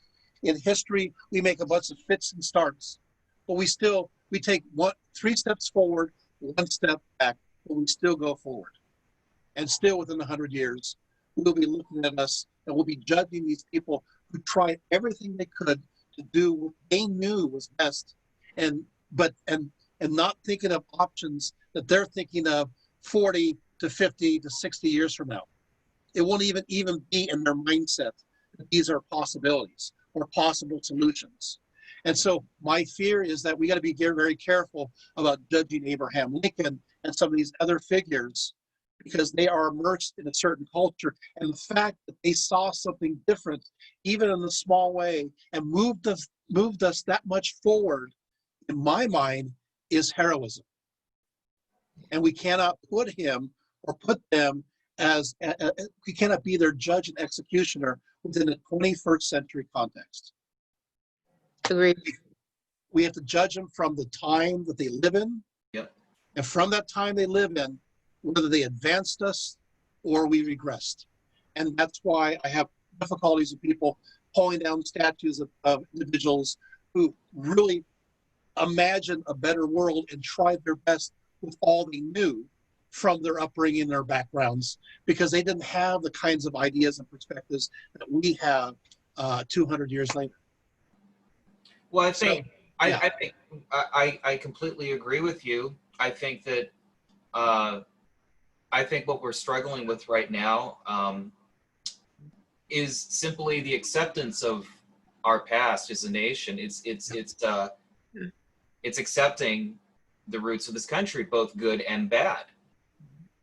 Yeah, I do think there's a difference, though, between pulling down a statue of Washington and one of Nathan Bedford Forrest. Yeah. I mean, there are some people that there's no they had no redeeming qualities. Absolutely not. Right. Yeah, there are certain statues that are symbols to your black population of the dominance of the whites, and then there are other statues that have different meanings, and they weren't put there for the same reason, and should not be interpreted the same. Yeah, we have to use critical thinking skills to decide which individuals advanced us, which ones and which ones obviously did not. And I think that the problem is that in the antebellum South, Southern myth made heroes out of monsters. And those are the monsters. These statues are placed long after their deaths, or placed during the period of time that's 25 to 30 years after the Civil War. There's no place for those to create the supportive mythology. Those should all go down. Recently I was up in Calico about a couple days ago in Barstow. So as you all know, things are a little different out there, if you know what I mean. Mm-hmm. I saw probably one of the most bizarre / offensive things at one of the gift shops in Calico, which is so funny because I never would have imagined going into a gift shop at a place like Calico that's like supposed to be like really family friendly and being offended by something and shocked. But it was this huge dream catcher. Get this, a dream catcher, and in the center of it was an image of an American bald eagle with 2 Confederate flags. I've seen pictures of that, yeah. It's like, how do you even put those 3 things in the same picture? And who's buying it? Also true. That really pisses They would me not off. sell it unless people were buying. It's something that gives me a lot of hope, though, is the NASCAR drivers. They've got the, I forget his name, but the black NASCAR driver who put Black Lives Matter on his car and then found a noose in his garage.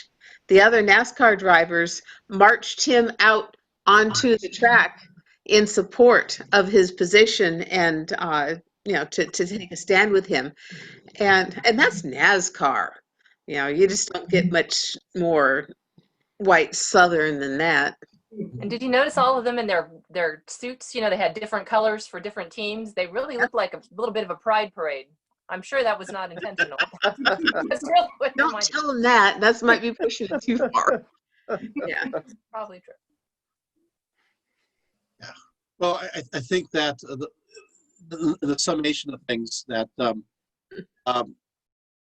we just have to be careful. And good night, Dorian. Good night, Dorian. Bye. Oh, what's happened? Oh, Dorian.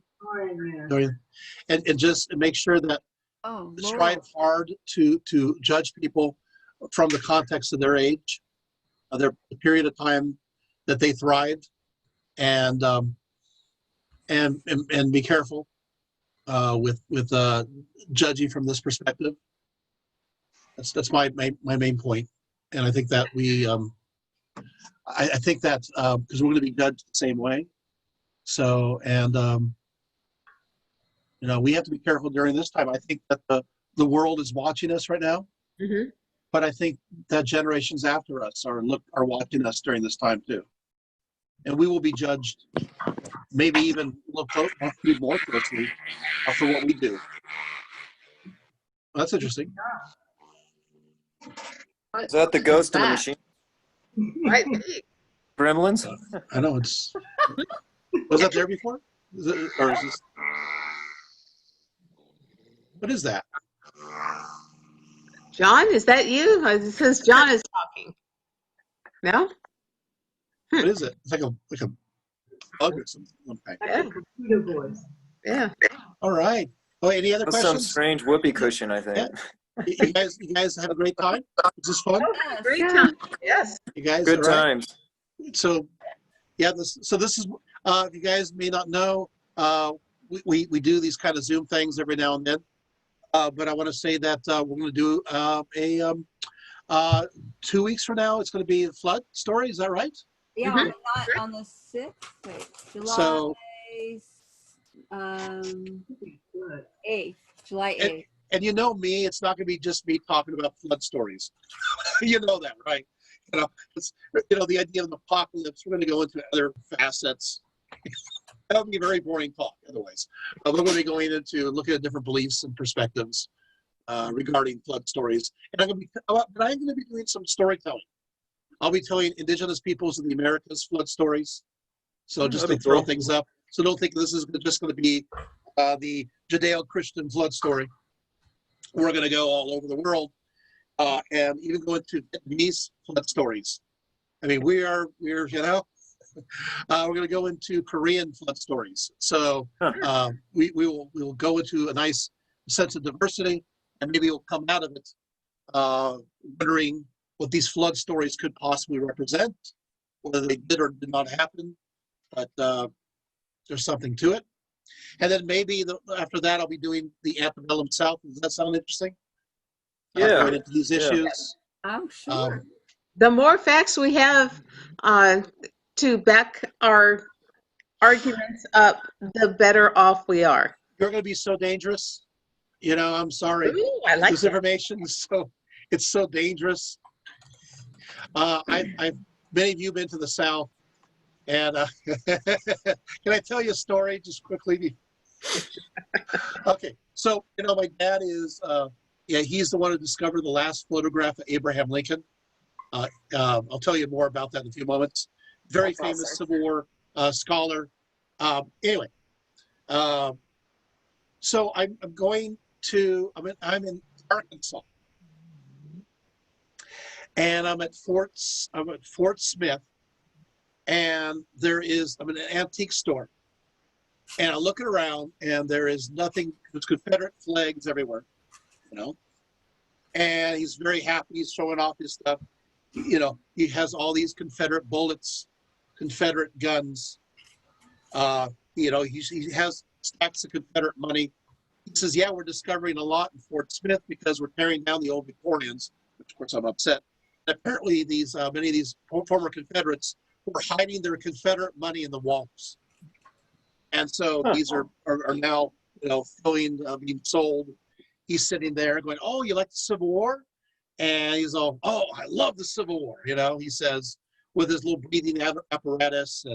And I said, oh, and I start talking about the Civil War. And going on and on because I was raised with a Civil War scholar, on the Union side. So he's looking at me.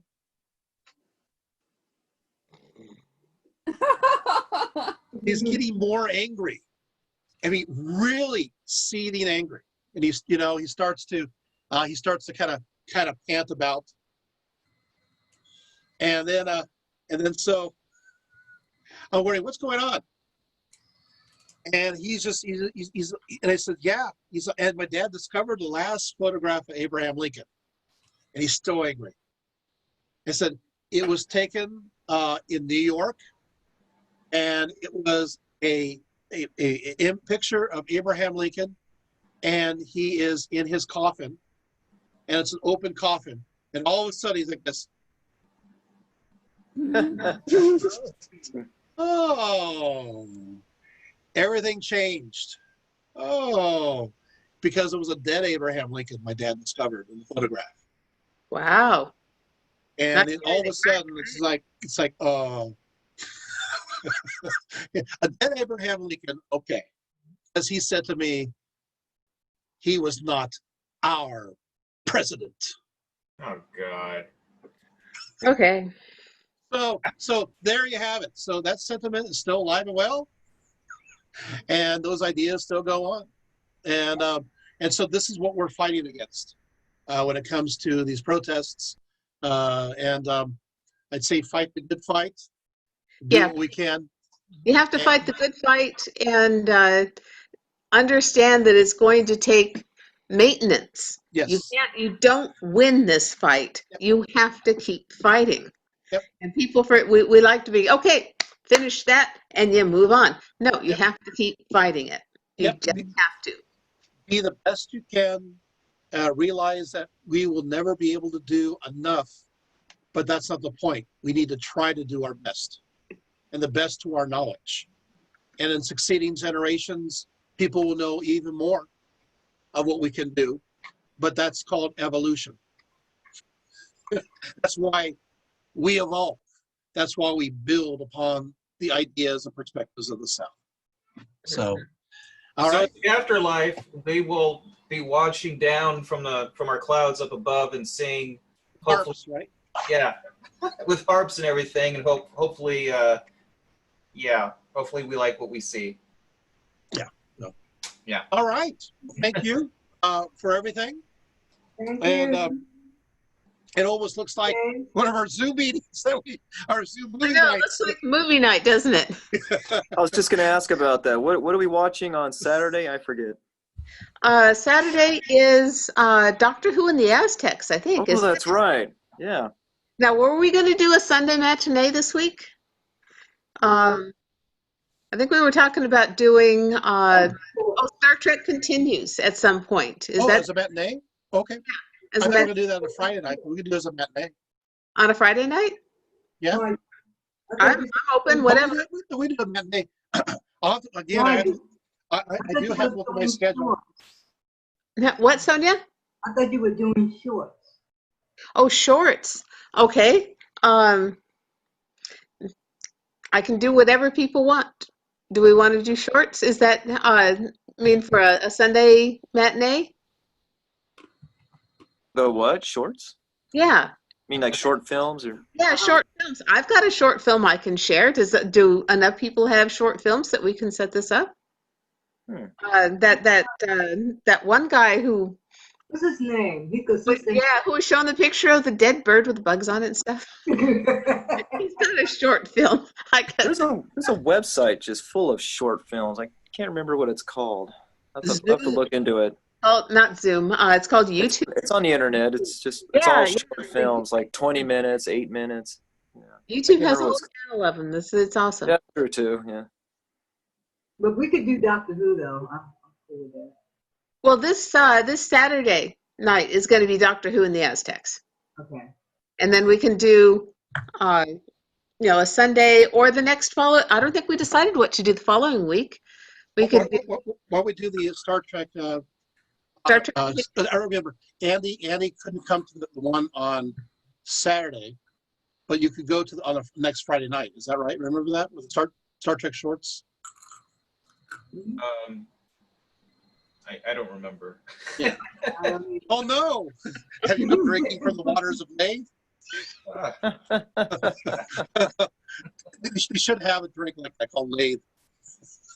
Yeah. Maybe I drank too much water. But yeah, I mean we can watch it or we can watch it on Friday. Although I like the idea of a matinee in general. We haven't done a matinee for a while. So it draws in people who can't come at night, I figure, to do it during the daytime, maybe an afternoon. But we can do either shorts or the Star Trek, or save the Star Trek for a Saturday night, or whatever we want to do. Well, since Andy and I are such a big Star Trek fans, maybe save it for a Saturday night. Okay, so we'll do Doctor Who this Saturday, and the Star Trek continues the following Saturday? Yeah. Yeah, that works. Okay, all right, that's a plan. But having said that, I'm open to a matinee anytime. Okay, and you know what? I'm actually open to anything. I will set up the calendar. shorts. There's nothing in it. Okay, we'll do shorts. I will send out invitations to everybody for shorts on Sunday at 2, and anybody who has a short one they want to share, I will open up the sharing. I'm not big on the opening up the sharing anymore, but on Sunday for shorts, I will do it. And we can all share our favorite little short movie.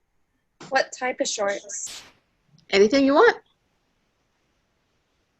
I personally have a steampunk short that a friend of mine who graduated from Chapman University, it was his final project.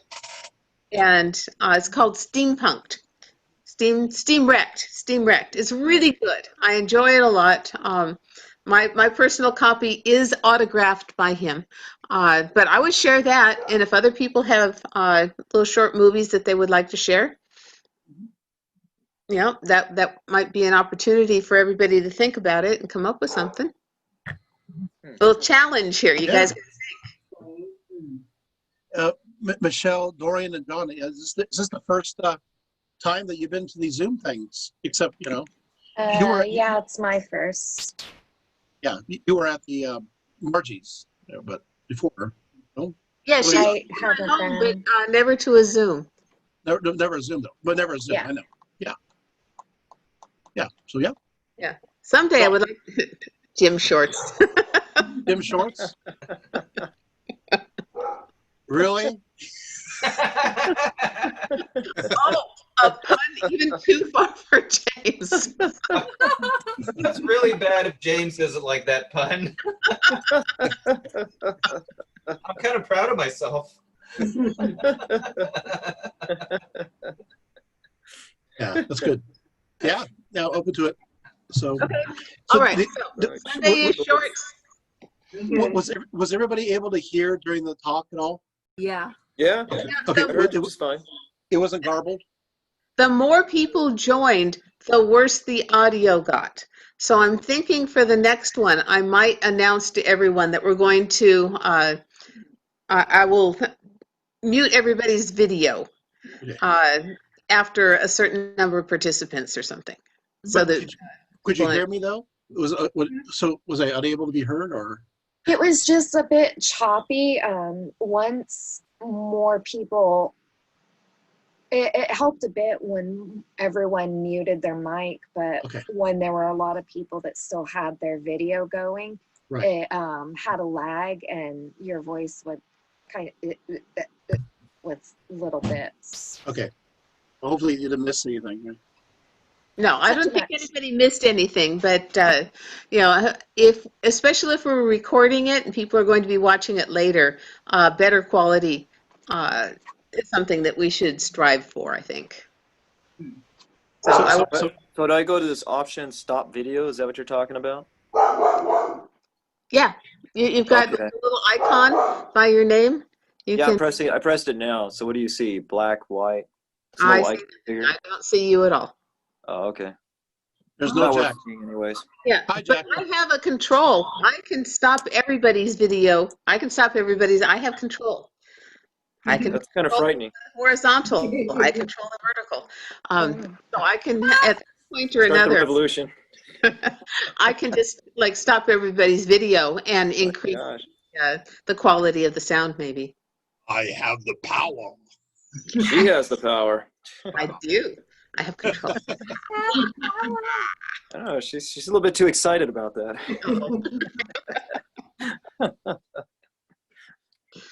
We love you, Margie.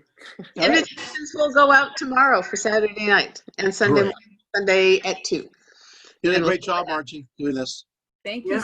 Thank you so much for facilitating it. Thank you. My pleasure. We'll see you again on Saturday then. See y'all on Saturday. Michelle, you should come. I keep everybody here should come.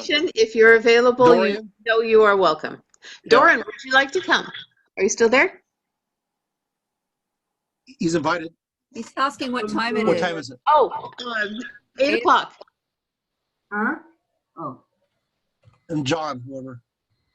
All right, I'm gonna punch out. I'll see you guys on All right. Saturday. Thank you, Andy. Good night, Thank you for Andy. being here. All right, good job, James. Thank you.